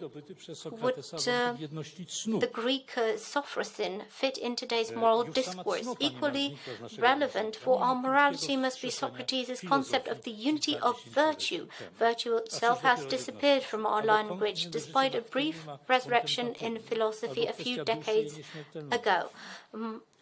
Or a conflict between active life and contemplative life, or the questions of the soul and its immortality. If these and other questions, so crucial to classical thinking, are absent today, it means that man, shamed by today's imaginations, has been pushed beyond his moral world and does not understand the language in which these questions are uttered. I did not take part in this pushing, and I am not only interested in these questions. I consider these questions essential. I may criticize Plato's arguments for the immaturity of the soul, but I consider the problem of the soul to be a major problem. It is not anachronistic, misplaced, or negatively resolved. So when I found myself in philosophical antiquity, I was overwhelmed with joy, as being part of that reality was much richer. It expanded my mind and inspired my philosophical curiosity. I not only benefited from what the ancients were telling me, from this time distance, which separates them from ourselves, I think I acquired a broader view of the whole drama of Western history. Unfortunately, I do not know how this drama will end or whether it will end at all, but I think that I more or less understand what it is all about. And in no small part I understand it because I know that a new owl is unlikely to fly out. But the wisdom of the owl that already departed is accessible and worthwhile considering.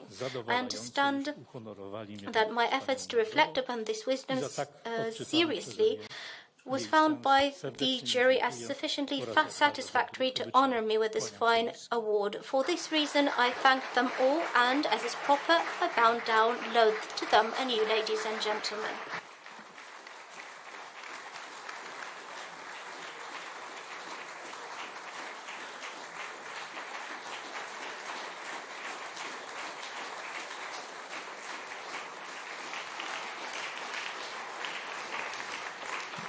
Professor Ryszard Legutko. Professor Ryszard Legutko, laureate of the Lech Kaczyński Prize. Once again, congratulations.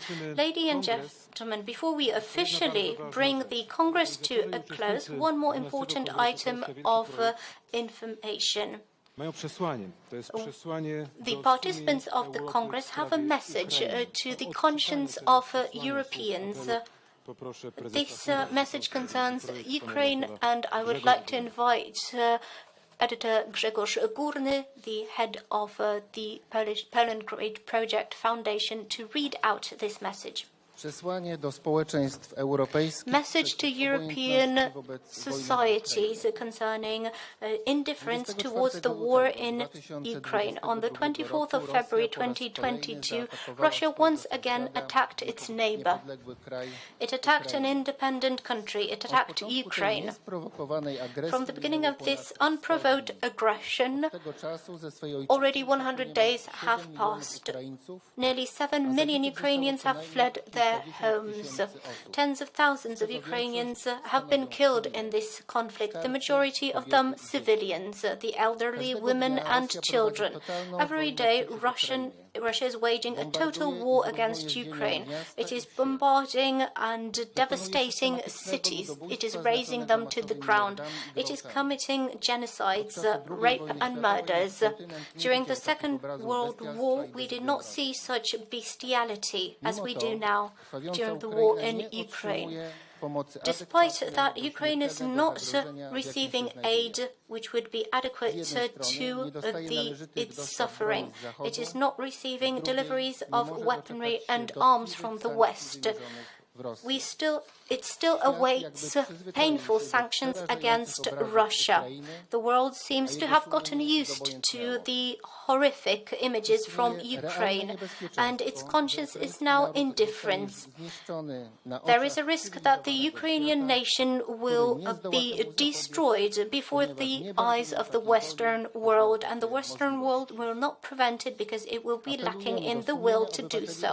We call on the consciences of Europeans, on the most important politicians.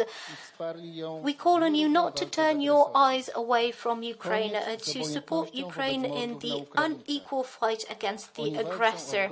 Support the soldiers on the front lines because they are fighting for the freedom and the dignity of Europe. If they lose, so will we.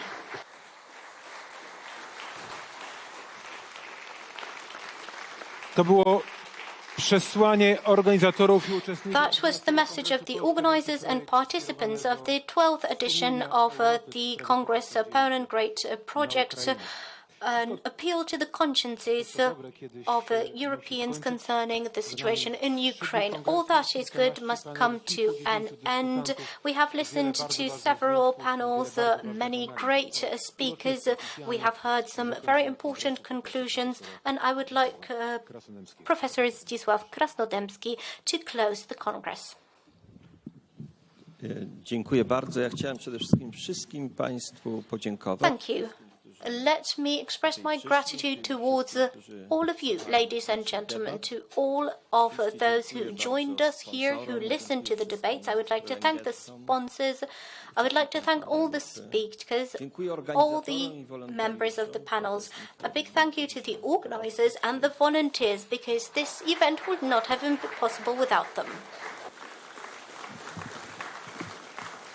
I spotykamy się za rok, a tymczasem... And we will meet again next year. In the meantime, I encourage you to participate in all the conferences and workshops organized by the Poland Great Project Foundation. Thank you very much, ladies and gentlemen. Thank you, Mr. Professor. A big thank you to all of us, all of our guests, and to the three prime ministers who have joined us for the close of the Congress. And see you next year, as the professor said. Congratulations to the recipient of the Lech Kaczyński Award. And if you could please return the headsets which you used to listen to the interpretation, we have to return them to the owner, so don't forget and give them back to us. Thank you once again, and I wish you a pleasant afternoon. Thank you.